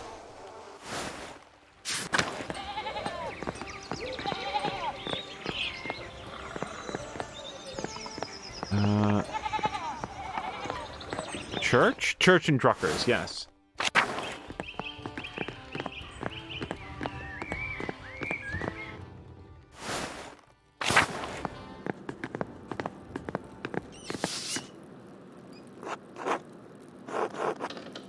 What does the labyrinth symbolize? I think we looked at that before. And in fact, that was the labyrinth in his dream last time also, when he was like dreaming about the fact that he and his wife lost their son. Andreas, I don't suppose you've come to our local St. John's Day confession. I have to go give priority to the locals, of course. But if you want to wait a few hours, I can hear you. You don't have to, of course, but I would be remiss if I didn't offer. That sounds fine to me. Let's do it. Oh, good. It may take a while to get through everyone, but you're welcome to stay and pray.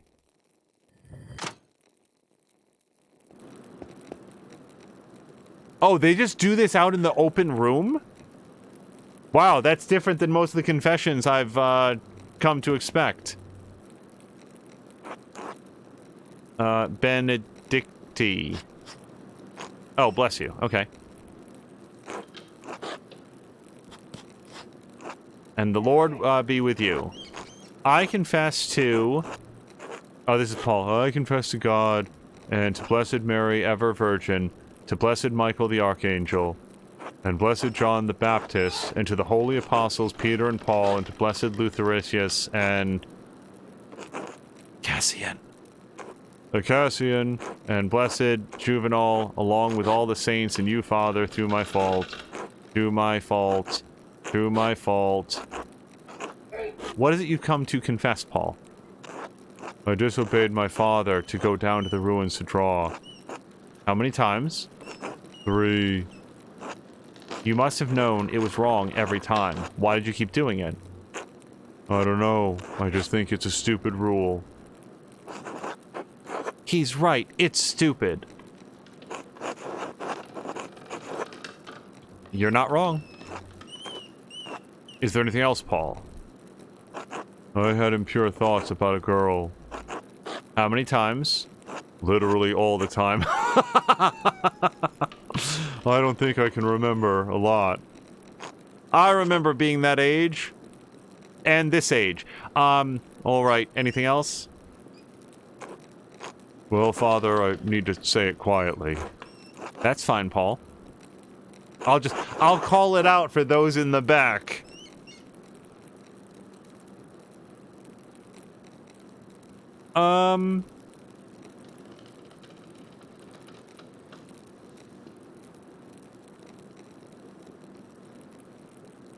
Do nothing. I'm here to listen. I can't hear what they're saying. Oh, I could have, like, lit a candle. It didn't occur to me that... I thought that lighting the candle was to give him privacy, not to go up and do that. Say 5 Hail Marys and 2 Our Fathers. And I'm just gonna let everybody in chat read through that. Unless I do it. May our Lord Jesus Christ absolve you, and I, by his authority, absolve you from every bond of excommunication and interdict in as much as I am able and you require. Okay, do get on with it, sir. Thereupon, I absolve you from your sins in the name of the Father, and the Son, and the Holy Spirit. Amen.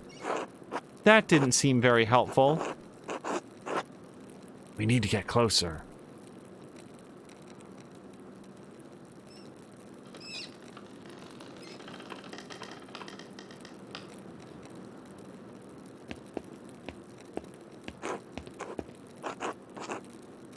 Oh, look at her! Cozying up to Caspar. Hello. No, Caspar! He moved away! Okay, I'm getting too distracted by that. What have you come to confess, Gret? Well, Father, I argued with my husband about his support of the peasants. Ulrich is the head of your household, but it's not sinful for you to disagree about things. It's a serious matter. The peasants are trying to change the way things have always been. When people try to change a place's way of life, they're playing with fire, with sin. Is Ulrich's soul in danger? I know Ulrich is a good Christian, but I worry that the peasants will become violent. I thought Otto's death might shock the peasants into abandoning their cause, but it only inflamed them. Oh God, poor Otto. Master Andreas, do you think Gret could have killed Otto? I think that she loves her husband, and I don't think that she'd kill Otto. Well, you know her better than I do. Shh, it's all right, Gret. I'm sorry. I shouldn't have said anything. I'm here to listen to your confession. No, Father. Than you. I appreciate it. Of course. Now remember what I said about the difference between disagreeing and disobeying. Yes, Father. God wants our families to be in harmony, but there is room for disagreement, especially on... Oh, Jesus does that. Sorry. God is largely impartial to families being in harmony, but Jesus cares a lot about it. Sorry about that. Especially on something so important. Now, for your penance, say 2 Hail Marys and an Our Father. Thank you, Father, I will. Also, like, another reason that I wasn't super interested in, like, hearing Paul's confession is that you know it's about what he does after the candle gets snuffed and he's under the covers. Like, it's fine. It's none of my business. And also, all of the, Latin. That wasn't helpful at all. Is anyone gonna confess something good? Well, there's still people waiting. We may get lucky.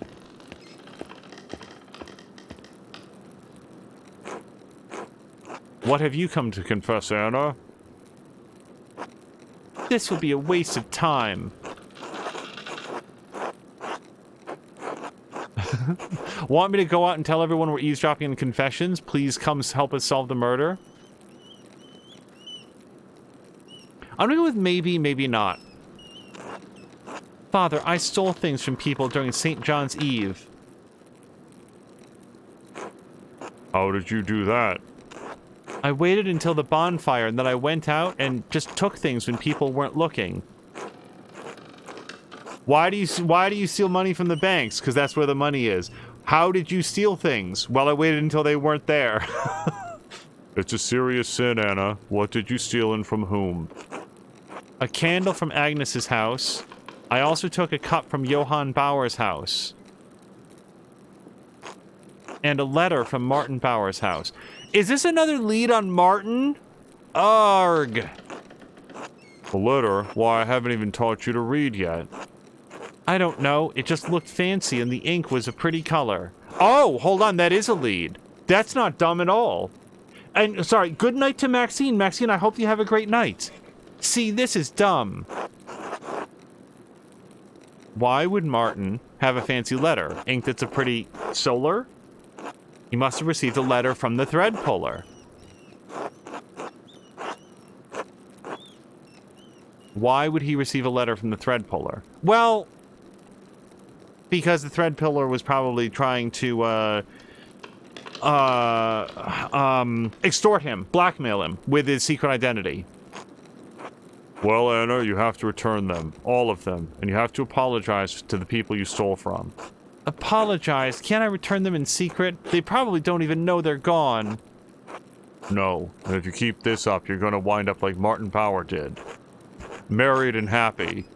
Martin found Christ, God, Lord, found God and his family again. But not every wayward child's story ends as happily as that of the prodigal son. I'm sorry, Father. Apologize to God and to the people you stole from. Yes, Father. As additional penance, say 5 Hail Marys and 5 Our Fathers. Yes, Father. See, like... Oh, well, maybe Paul does have a lot more to absolve, because he had to say more Hail Marys and Our Fathers than that.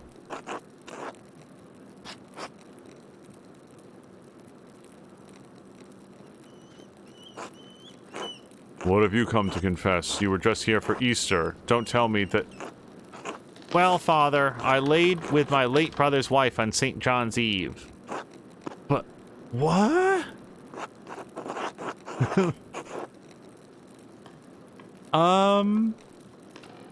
Let's be a good role model for Caspar. That was unexpected. This is the third year in a row. Father, please keep your voice down. I can't hear them, can you? I will go light a candle.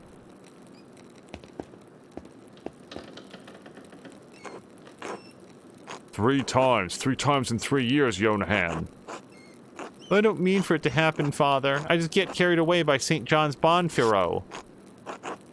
Don't you bring St. John's into this. Sorry, Father. This has to stop, Johann. God's forgiveness is limitless, but you must truly repent for your sin. I don't know what's in your heart, but He does. If you do not recognize the sin in yourself, you are far from salvation, as as we are from Jerusalem.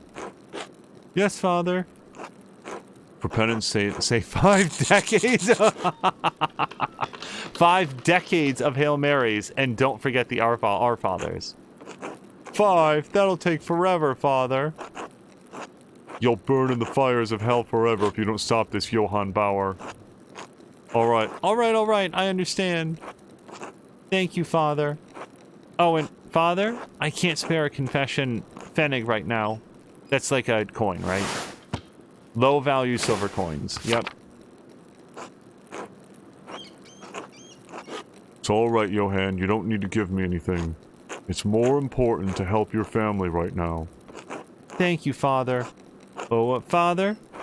If I die, I mean, if the soldiers, kill me? Yes? Will I go to hell? I don't know, Johann. Please don't let it come to that, for everyone's sake. Well, that's a pretty good answer, I guess. I'll do what I can, Father. Okay, and we'll do our best to skip the Latin. Here you go. I absolve you. Got it. Uh-huh.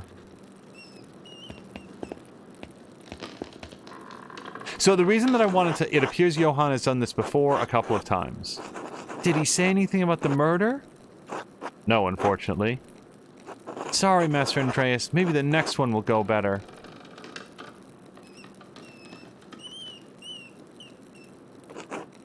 Andreas, it's your turn. Okay. You wait here, Caspar. Yes, Master.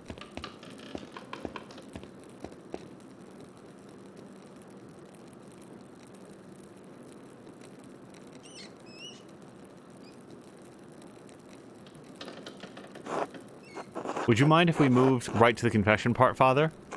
It's been a long day. I think God will understand, but make it a good confession. Oh, let me lay it down for you, Father. Let me tell you about the life of a hedonist. Now then, what would you like to confess, Andreas? I could start with the brothels and the drinking, I suppose. Are you still at it, Andreas? It's an empty life, and it puts your head and your heart so far from God. Perhaps it's in my nature, Father. It is in the man's nature to sin, but Christ gave us a path to redemption. In Barcelona, my path always led me to the brothels of Villadals and Un Torre Volren. Sorry, not good at pronunciations. So many large cities seem to be turning into dens of iniquity.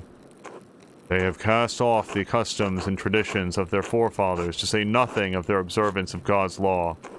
Why do you persist in patronizing these places? Well, it's fun. I'm a hedonist. That's the point. Andreas, these pleasures of the flesh in which you indulge, they are leaving you spiritually indigent? Wow. I am lost, Father. You must not lose hope, Andreas. Look for God in your heart, and you will find him.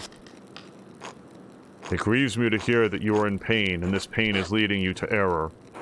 I cannot know what course will lead you to happiness, but God does. When you return to Nuremberg, seek counsel from your wife and from your priest.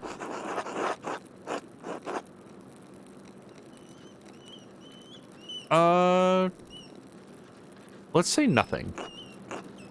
For penance, say 3 Hail Marys and 2 Our Fathers. I'll write them down for you because you probably don't know them by heart. And when you feel despair, remember that hopelessness is among the gravest sins against God. It offends God because no matter how dire things may seem, there's always salvation through Christ's sacrifice. Yes, Father. Okay, and Latin. So I learned nothing from this.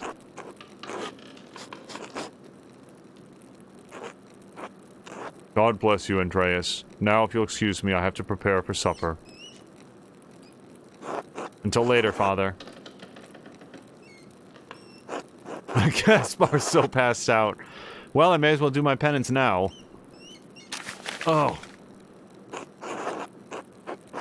Sure, let's start with the Hail Marys. Blessed are you among women, and blessed is the fruit of your womb, Jesus. Holy Mary, Mother of God, pray for us sinners now at the hour of our death. Amen. I hope I don't have to count. How many was it? Amen. So, well, let's do 3 Marys and 3 Our Fathers, because I want to say it was around that number. Oh, yeah, it was. Mm-hmm.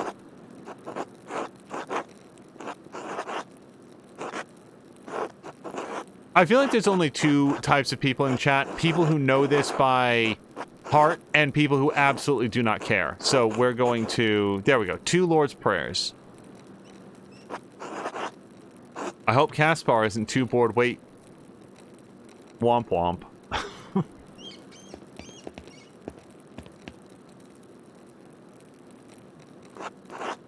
Caspar, wake up.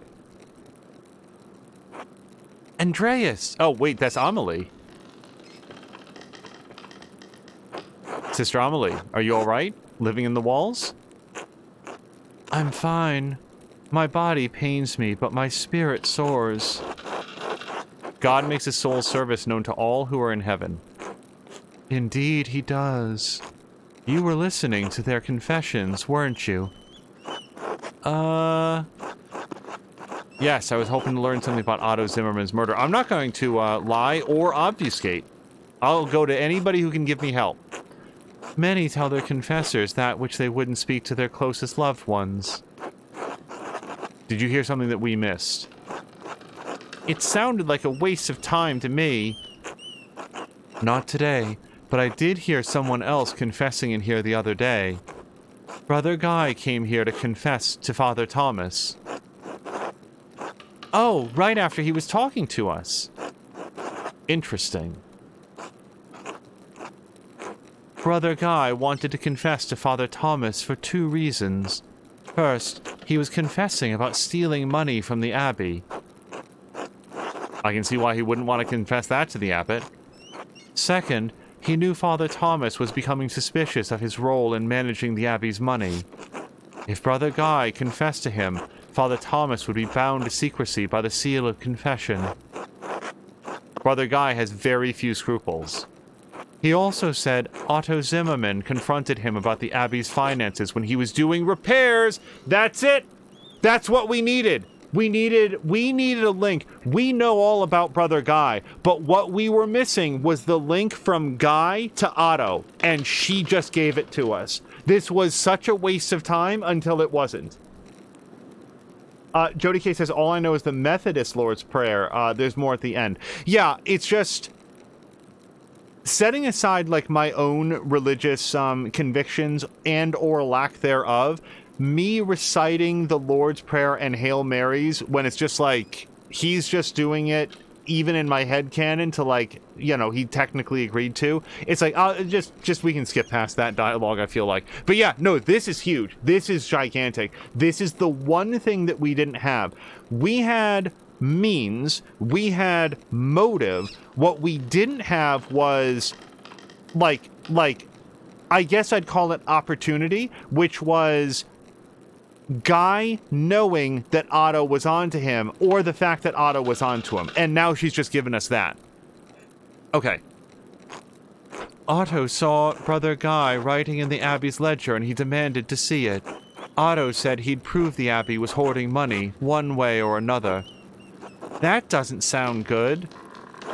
It sounds like Guy had a motive to see Otto dead. Okay, so maybe that's the motive part. The fact is, that's the one thing that we were missing. We had every other part. Why are you telling us this, Sister Amelie? I'm just a woman dead to the world, abiding in this cell, but I still have eyes that see and ears that hear. Brother Guy has abused the trust of Father Gernot and Father Thomas both. And in so doing, he has profaned the sacrament of confession to shield himself from justice. This is the least I could do. We'll do what we can to see that Guy's misdeeds. But let me thank her. I don't know that people give her a lot of consideration. I must pray now. God be with you both. Well, what should we do now, Master? We should watch our backs. Because now we know everything about somebody who's murdered at least twice. Or been directly involved in 2 murders.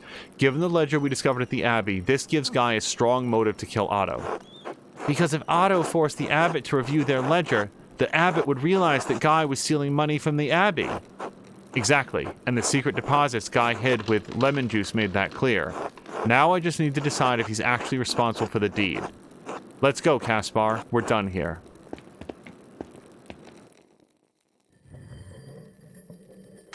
The writing in this, the fact that, as far as I know, we could have come to confession like the previous day and gotten it then, but the fact that the dialogue directly acknowledges all of the other evidence that we'd collected up to this point, and that Andreas talks about that with Caspar, that is... It's complicated writing. It's complicated scripting. The fact that they write these events differently depending on what leads you followed up on and which one you've like arrived at successfully, that's huge. Miranda's asking what's the constant scratching sound. The text in the in the speech bubbles and stuff. And hello to Marinda. I hope that you've had a wonderful, gosh, Easter weekend and April so far. That is writing. This is all presented as though it was being written into a book. So it's like a human quill writing against the paper. And where you won't hear it, Marinda, is there's certain characters that talk in like printing press. So you just sort of hear the printing press come down. It's a subtly different way of presenting their speech. I'd best head into town and prepare to name a suspect. Oh, I've got a suspect for you. Okay. Yeah, Marinda, I hope that you've had a really great couple months, but also a great Easter weekend. Hey, Andreas, not looking good, is it? I warned you there'd be blood. Looks like only the beginning to me, too. So you did. Otto didn't deserve this. He was an honest man with a good cause. Nobody deserves to die like this. Best you get on solving this, Andreas. The unrest bodes ill. Peasants are about to do something foolish. I pray I can stop them. Do you have any thoughts on who might have done this? No. Otto had a few conflicts, but nobody I'd call an enemy. Best of luck to you, Andreas. You don't have much time. Personally, I find it really annoying, but maybe it's more fun when you're actually playing, or it's a personal thing. Well, if it makes a difference, Marinda, you can go into audio, and you can turn down the writing volume. So that is an option for people who find it annoying. They also have alternate fonts. So if you or anybody finds certain fonts difficult to read, they have simplified versions. Okay, so I'm sorry, where am I going? Town Commons, so I've gone really the wrong way here. Wound wart. Yeah. Okay, got it.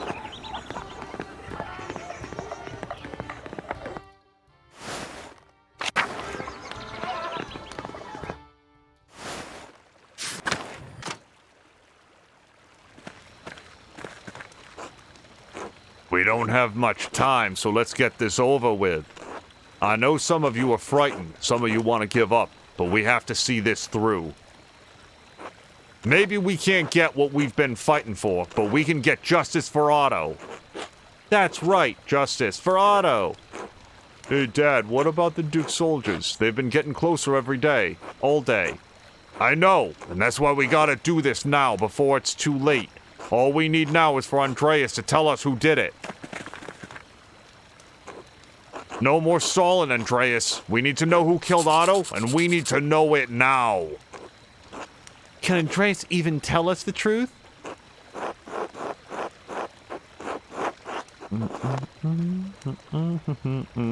I'll tell you so that justice can be served, not so you can fulfill your revenge.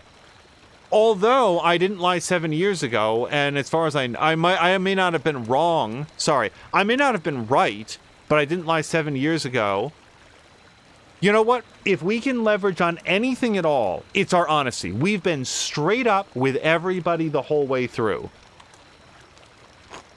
Peace, peace. If Andreas names the guilty party, they should face the law, not a mob. I'm not debating this, Ulrich. We're out of time.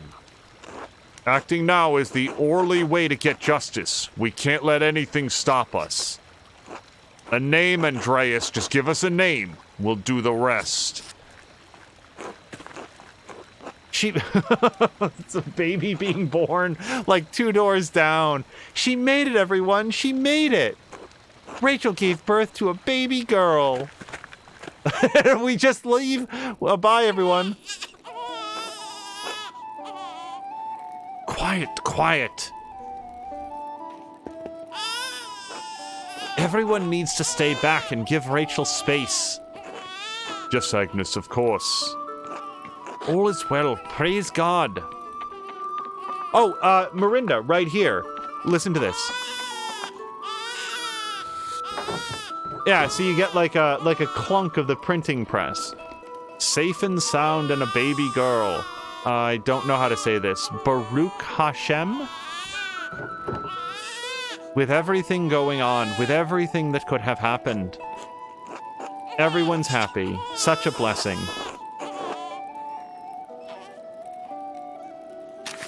Oh, flash bomb.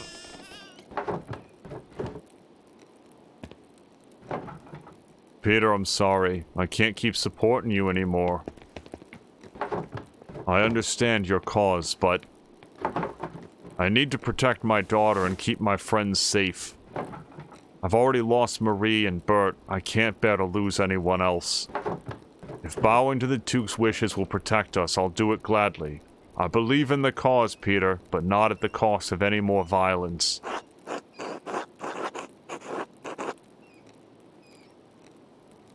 Lives are at stake now. It's a stressful time for us all.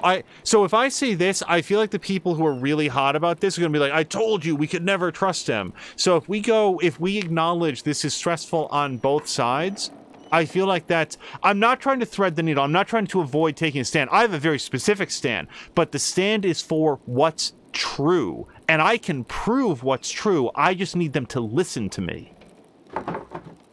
Please excuse me, everyone. I need a moment to myself.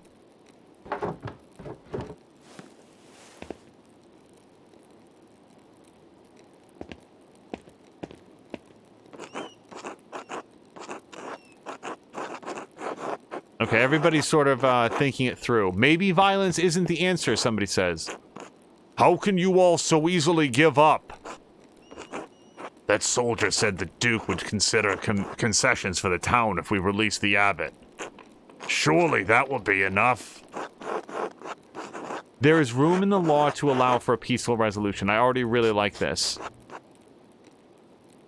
Yeah. We should trust Andreas's expertise and judgment, and trust in the law as well. Force will not solve anything. Letting the abbot go would be justice, wouldn't it? If he's not the one who killed Otto? You townsfolk don't understand. Letting the abbot go won't fix anything. If we can't get the concessions we need, all peasants will starve and die in the end. And then where will Tassing be? Besides, Otto's death needs to be vindicated. Vindicated? That's... Vindicated? That doesn't feel like the right word there. I would have thought avenged, but whatever. Don't walk away from this now, Ulrich. I've not swayed from the cause, Peter. Rest assured. But Ulrich, this isn't your fight. Gret, it is moral and Christian to stand with the peasants. I cannot do otherwise. Damn you all! Such behavior is reckless and cruel, especially right now. This baby's getting a hell of an education on local politics. Get out now, all of you! Let Rachel rest! Yes, Agnes, we'll go now. Andreas, we're not done. We must still find justice for Otto before the Duke's soldiers arrive. Let's leave... Let's continue this outside.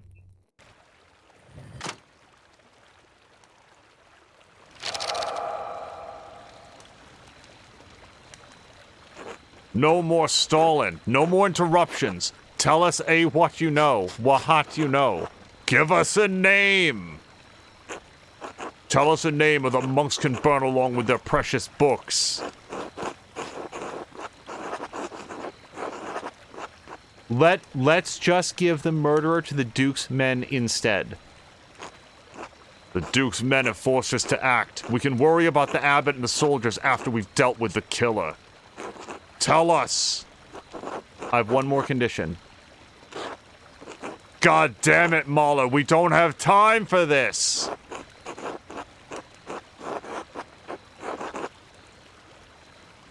Sure. Enough innocent blood has already been spilled. Let Caspar leave before things get any worse. He's just a boy, Peter, please. What? Leave? Yes, fine. The boy can leave. It's not his fight. Oh, fuck. I've been a terrible role model. So I say, please, Caspar, I couldn't live with myself if something happened to you. And I do have a bonus for being an orator. However, I've encouraged Caspar to learn from my mistakes as an artist, which felt like a good idea at the time. I showed concern for him on St. John's Eve. Good idea at the time. Scolded Caspar after falling into the cistern, but reassured Caspar when the mob came. Right, I reassured him I wouldn't let anything bad happen to him, which was intended to be, listen to me and you'll be fine. How did this kid learn the opposite of all the right lessons? I tell you, kids these days. No, Master Andreas, I won't leave you. I know you don't want to, but you have to. Find your way back to Salzburg. Well, I thought he was just gonna, like, wait somewhere else. I didn't think he was gonna go back home. Find your way back to Salzburg, back to your family. Please. Master Andreas, you'll teach me again when this is all over, right?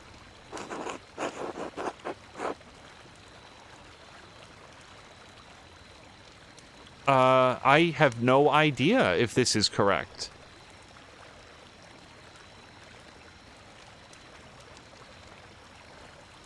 Just go? I want to keep teaching him. I like Caspar, and I think that Caspar is probably better off with Andreas than he is at home. Like, not because his family's bad, but isn't this like a path to like prosperity for him? Like, this is a real like social mobility, what economic mobility move for him. I don't want to leave him behind. All right, I'll see you soon, Master. Who killed Otto? He's really... The road to hell is paved with good intentions, says Grumpy. Miranda says, no, he learned that you can and will keep him safe. Yeah, sucks. So, obviously, it's Guy. Like, I'm not even going to read through the others because it's Guy. I found a book in the abattoir that seems quite out of place. It's a manual on enacting necromancy rituals. There was also a loose piece of paper with handwritten notes tucked between the pages. I found fresh lemons tucked inside Brother Guy's old scribe desk. Odd. Some of the handwritten notes in the necromancy book use Burgundian terms. Brother Guy is the only person at Kiersau from Burgundy. He must have been the one who wrote it. I found a jar in the herb hut at the convent containing gulden, rings, and other jewels. Sister Margaret identified Brother Guy as the monk who hid them there. I found the abbey's financial ledger in the sacristy. Brother Guy was balancing the books using a double bookkeeping method. He keeps meticulous records, maybe too meticulous. There was a mostly blank scrap of parchment between the pages. Its purpose is unclear, except that he used lemon juice to write an invisible message on the sheet of parchment inside the Abbey ledger. By holding the parchment over a flame, I was able to make the hidden message appear. It was a second, brief ledger of deposits that Brother Guy was making to a Fugger bank account through a contact in Augsburg. This is clear evidence that he's stealing from the Abbey. Sister Amelie overheard Guy's confession to Father Thomas. It's everything short of a videotaped confession. Otto saw him writing in the Abbey's financial ledger and confronted him about it, determined to prove the Abbey was hoarding money. Guy confessed to Father Thomas that he was embezzling money from the Abbey. Sister Amelie told us because she recognized that Guy was abusing the seal of confession to ensure Thomas would not tell the abbot. Now I need to see if I can find any more evidence to Guy's misdeeds. What more evidence could there be? It would have to be, at this point, myself and the abbot and what's this guy's name? Paul? Thomas? Whatever this guy's name is. Literally witnessing him seizing the money and gripping it in his palms and saying, "Ha-ha! All of my embezzling sure has worked out, and all I had to do was murder Otto." That's the only piece of evidence that we don't currently have. Click and hold. It was Brother Guy. Doing the abbot's bidding. Maybe we'll be burning down the abbey after all. No, Guy acted alone. He was stealing money from the Abbey. Otto tried to see Guy's ledger at the scriptorium. When Guy refused, Otto said he'd see it one way or another. So we panicked. One way or another, he'd be caught, either by Otto or the abbot. Okay. Hid some soul. Yeah, we've got that.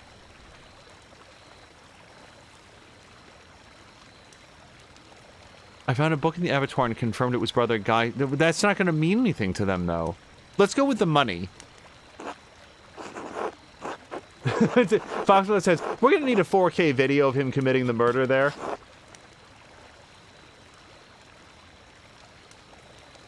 So Marinda's saying, I think it's... So, I want to be very careful about pronouncing that particular word that starts with an F. I just want to...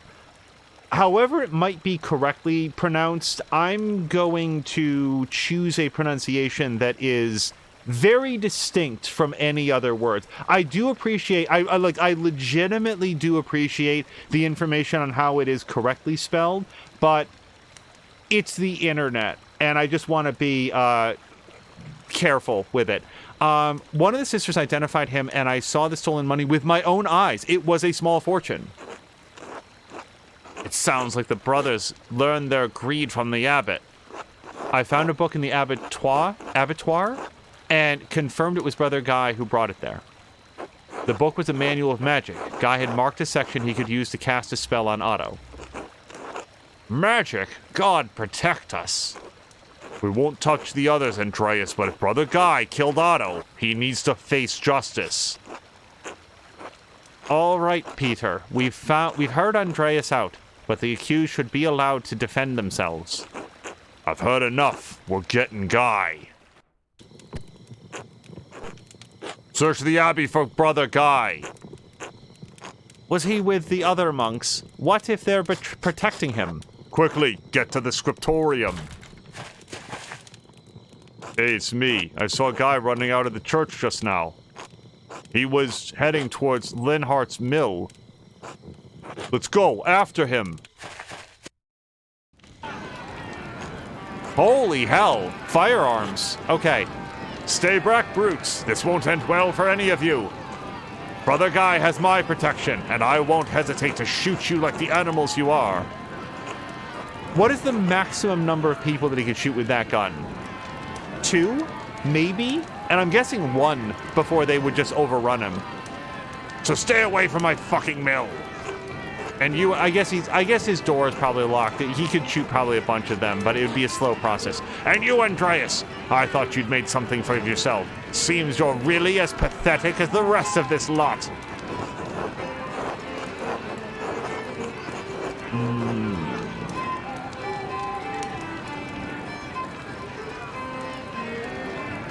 Let's go with this. You're protecting Guy? You're risking your life for him. That guy. No, I'm denying Peter his last chance at revenge. Besides, they aren't going to do anything. They're all cowards.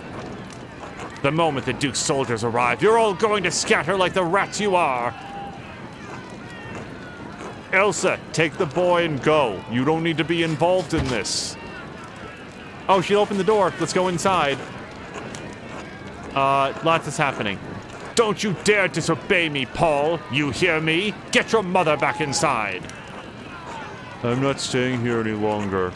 I'm taking Mom, and we're leaving somewhere far away from you. Goodbye now. You'll regret this, boy. I won't be responsible for how your life turns out if you leave. Hey, Linhart, let them go. They've lived under your rule long enough. Oh, look, it's Brother Guy. Just grab him. Just get him right now. I should have expected this from you, Paul. You've always been a sad excuse for a son. And Elsa, if you do this, you won't find anyone else to love you.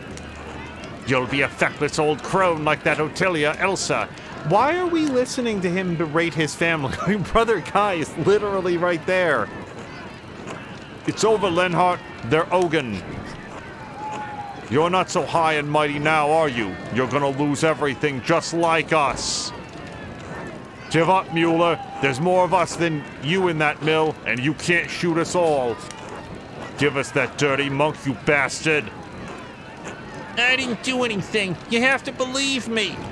I had nothing against Otto, nothing against the peasants. I'm on your side.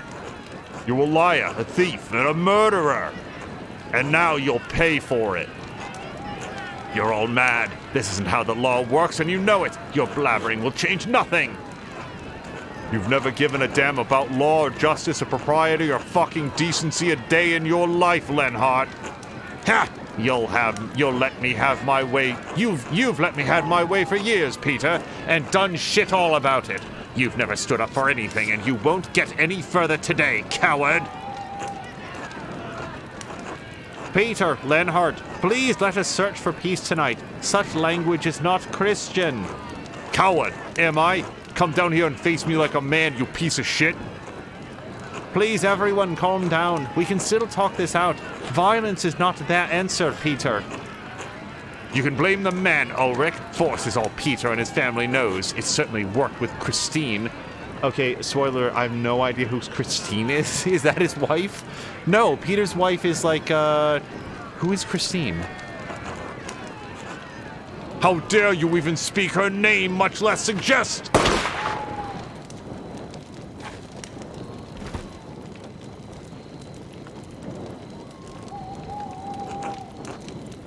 Lenhart, you killed him! Murder, you monster. Burn him. Yes, burn him. Make him pay. Justice. You've been a menace on this town long enough, Lenhart, but murder? You've brought this on yourself. Let both of the murderers die together. Later.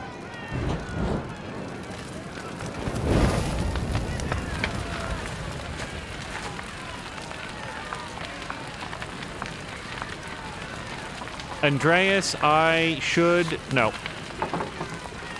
Andreas. I can't remember everybody's voice. Yeah, it's Fox McCloud. Grumpy says that went well. Fox McCloud saying fatality. Hello to Samalander. I feel like they wouldn't burn the windmill. They're really riled up though, Samalander. And also somebody just got shot. Like, cooler heads are not here to prevail at the moment.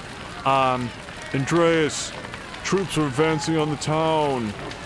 We need to go now. We must let the abbot out so we can talk to the Duke's soldiers.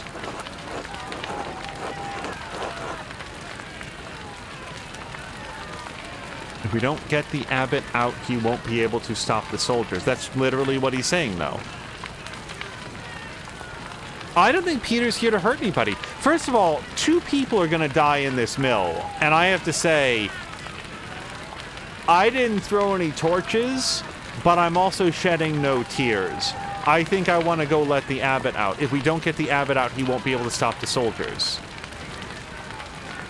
So let's just go. Why are we going to talk about it?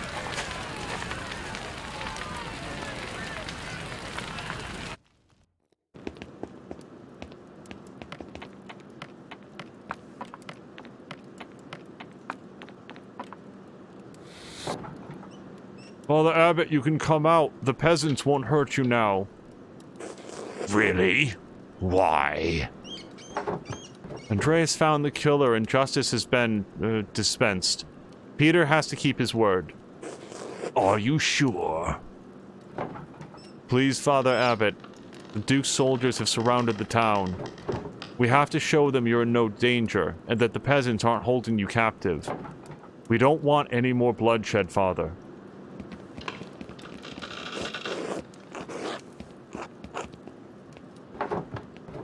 What's happened at the mill? Is anyone hurt? We saw a fire.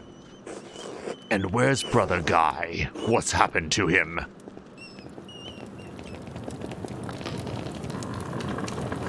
Peter, stop. You got your justice. You swore you wouldn't harm the abbot or the brothers, remember? I did. No one else needs to die tonight. The abbot can talk to the Duke's herald. You held Lenhart responsible for his actions. We can convince the Duke. Just that what happened tonight was justice. Otto is dead. Ulrich is dead.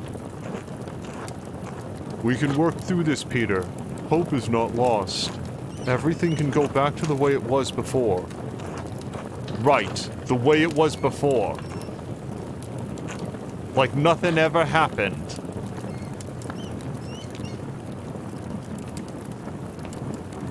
Relax! Okay, can we please... He's gonna light the fucking library on fire.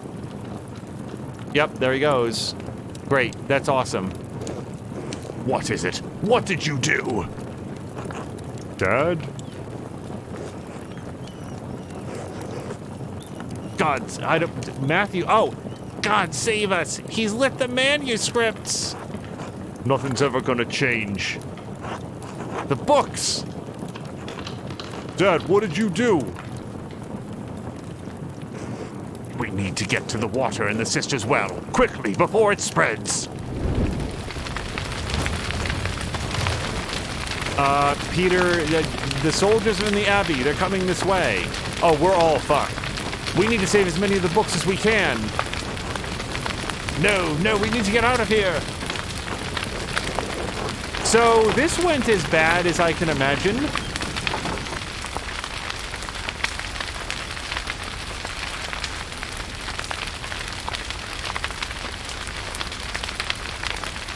I got 3 books. I'm sorry, I can't.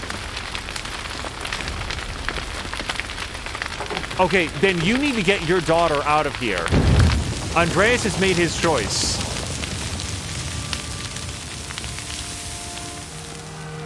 Sandler, thank you for doing the shout out.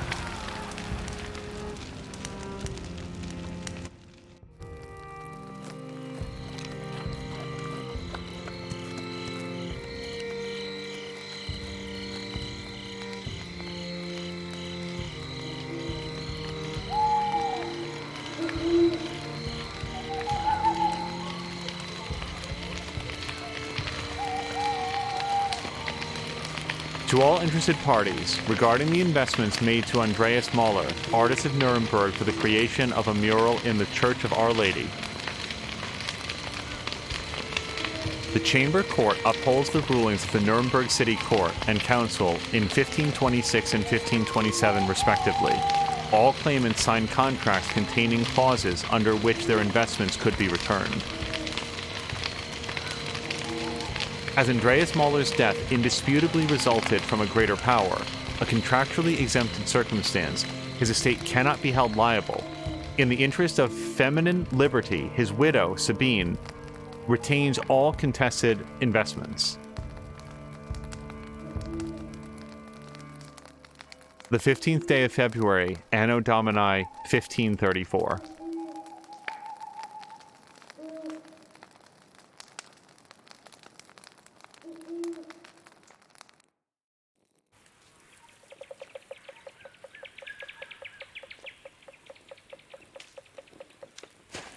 Grumpy is besmirching my hostage negotiation tactics.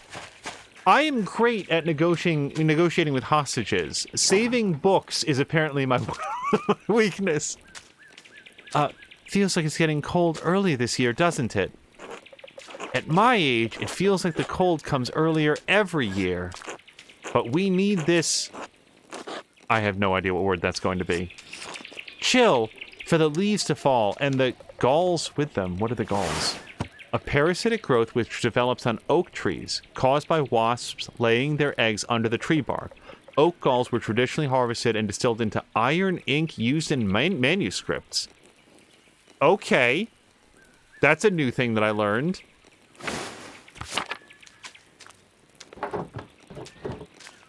What? You don't want to climb the saint's tree to pull them off? Ha! Even in my youth, that would have required divine intervention. No, thank you. I'll stay here on the ground and wait patiently for the Lord to deliver. Don't you have ink back at your father's shop, though? For the press, He has it delivered. This is just for my own drawings.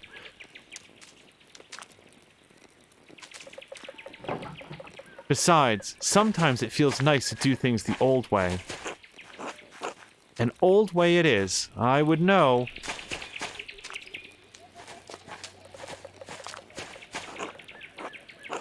So this is years later. Like, Oates was the baby, wasn't he? Like, Magdalene, that, like, she was the little girl that wore the hat, I think. I'm not great with names, but she's the one that stole Andreas's hat, I think. And Oates was like a baby. Like, this is years and years later. Hey, Mags, say Sister Gertrude. God bless you, Master Zimmerman. I told you not to call me that. What, Mags? Why? People call me Oates and you don't see me complaining. It's not even a name, it's a valley. You like being called Oates. Right, so? Why are you being so stuck up? Master Zimmerman, would you call Mary Magdalene, witness to our Lord's death and resurrection, Mags? I guess not. Then it seems only fitting you should call Mistress Druckerin by her full Christian name. All right, sorry, sister. Sorry, Mags. Magdalene. Anyway, your dad wants to see you. What? Why? Isn't he as the Rathos? And so the pronunciation of this, Rathos, is that close? I thought oak galls were a known thing. Oh, not to me, at least. Not that you can, like, make ink out of them. I guess growing up with multiple oak species around makes it seem like common knowledge. I didn't know that they fell off, though. He is. He wanted you to grab his mural sketches and bring them. Fine. I suppose this is enough galls for now. I was just about finished, too. God bless you both. Don't be long, Magdalene. The council's waiting on this. Not sure why this falls on me, but I suppose I better get going. I think Dad left the Rathaus plans on his workshop bench at home, next to the printing press.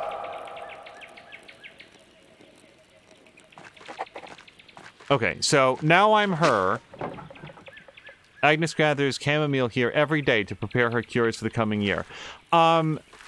Is that 11 seconds ago? Yeah, so I'm going to vote that we call it there, because this is almost certainly the launch of Act 3, and I like finding breakpoints where we can dive into something brand new, where no matter where we go, it's going to be something new. So let's go ahead and hit out to the main menu. That was eventful. So if you had asked me what my prediction was, so Miranda's saying, not sure that I trust it, but according to this YouTube video, it's pronounced Rathone, like Rabone. Miranda, that makes more sense than anything that I, was saying. I thought it was like, when I thought it was like an inn or something, I thought it was like rat house, or like Rathaus, like a German word for like a slum, basically. Not a slum, but like a roach motel. But no, it's actually like a town center, like a town hall, basically. And then I was like, okay, that doesn't make any sense, so there must be another pronunciation of it. So, Rathone. I will try that next time. I'll try to remember that. But yeah, no, if you guys had asked me at the end of the previous episode, like, there's achievements, so I knew that we were after Act 1 and that we were in Act 2. I've never played a game or like seen very many stories that are only 2 acts. That's like, I know there's 2-act plays and stuff, but for me, I was like, there's definitely going to be an Act 3. So I had just assumed that for Act 3, we would have Andreas, maybe now advanced in years himself, coming back to like do something more. Like there would be some other reason that he would come back, depending on how the results of this investigation were. What I did not expect was like the burning of the Abbey and stuff, I really thought that we had it sewn up. I thought that we were angling towards a comparatively good conclusion to that section because we had evidence up, down, left, right, and center. We had Guy nailed from every possible angle. We had multiple elements of physical evidence to prove in his own handwriting that couldn't be replicated by anybody else, knowledge that couldn't have belonged to anybody else, red-handed with witnesses as to what he had done, and I thought for sure, between my order background and the fact that we had been straight up honest with the people all the way through, and that I was consistently positioning Andreas as being a neutral arbiter of justice, that he wasn't taking political sides. He had political opinions, but he wasn't taking political sides on the murder. He was going to find the truth, and I thought for sure that we could talk Peter down. And I will, and I don't want to know, let me make it clear, I don't want to know,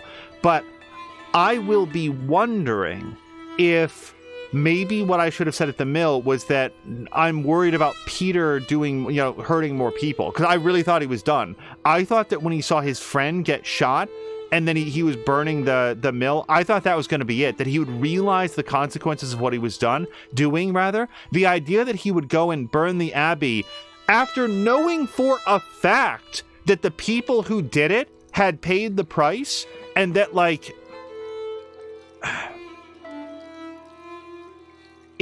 it's when I say that it's disappointing, I don't mean that it's a disappointing story or that I'm disappointed in the writing. I'm disappointed in Peter.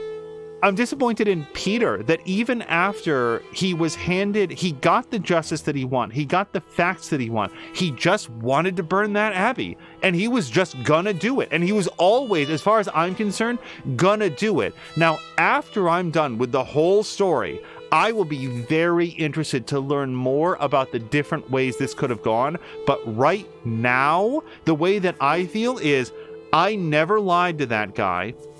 I consistently presented Andreas as being a friend in search of the truth, and I brought him the truth. And I told him, I've never lied to you. The abbot didn't do it. He didn't know anything about it. He wasn't involved. You can't burn the Abbey, the whole Abbey, where all the monks live, and risk having the town butchered by the soldiers over the actions of one guy. And he did it anyway. So, yeah, that's the way that it goes, and we will have to see what I assume. Now, I'm just going to acknowledge the next session might just be a brief epilogue. I don't know, but I'm assuming that it's a fully fledged Act 3, and that we will have another full episode of this, and we will see where that brings us. When exactly that will happen, I'm not 100% sure. Possibly tomorrow, possibly Tuesday, very likely one of the 2 days. We'll just have to see. Marinda says that it was fun. Marinda, it was great to see you again. This is a very interesting game, which, as you can see, has a distinctive art style that is steeped in the art and culture of the 16th century. I always try to, it's like the 1500s, which would be the 16th century. It's a period in time that I know nothing about, in a part of the world that I know very little about, and I know that the people who made this worked very hard to make it very historically accurate and to really be steeped in the life and times of this era. And I've found it very, very interesting. We have all of the VODs up on the channel. And yeah, I'll have a bunch to say about it when we sort of reach the end of it. But that's going to do it for Pentiment.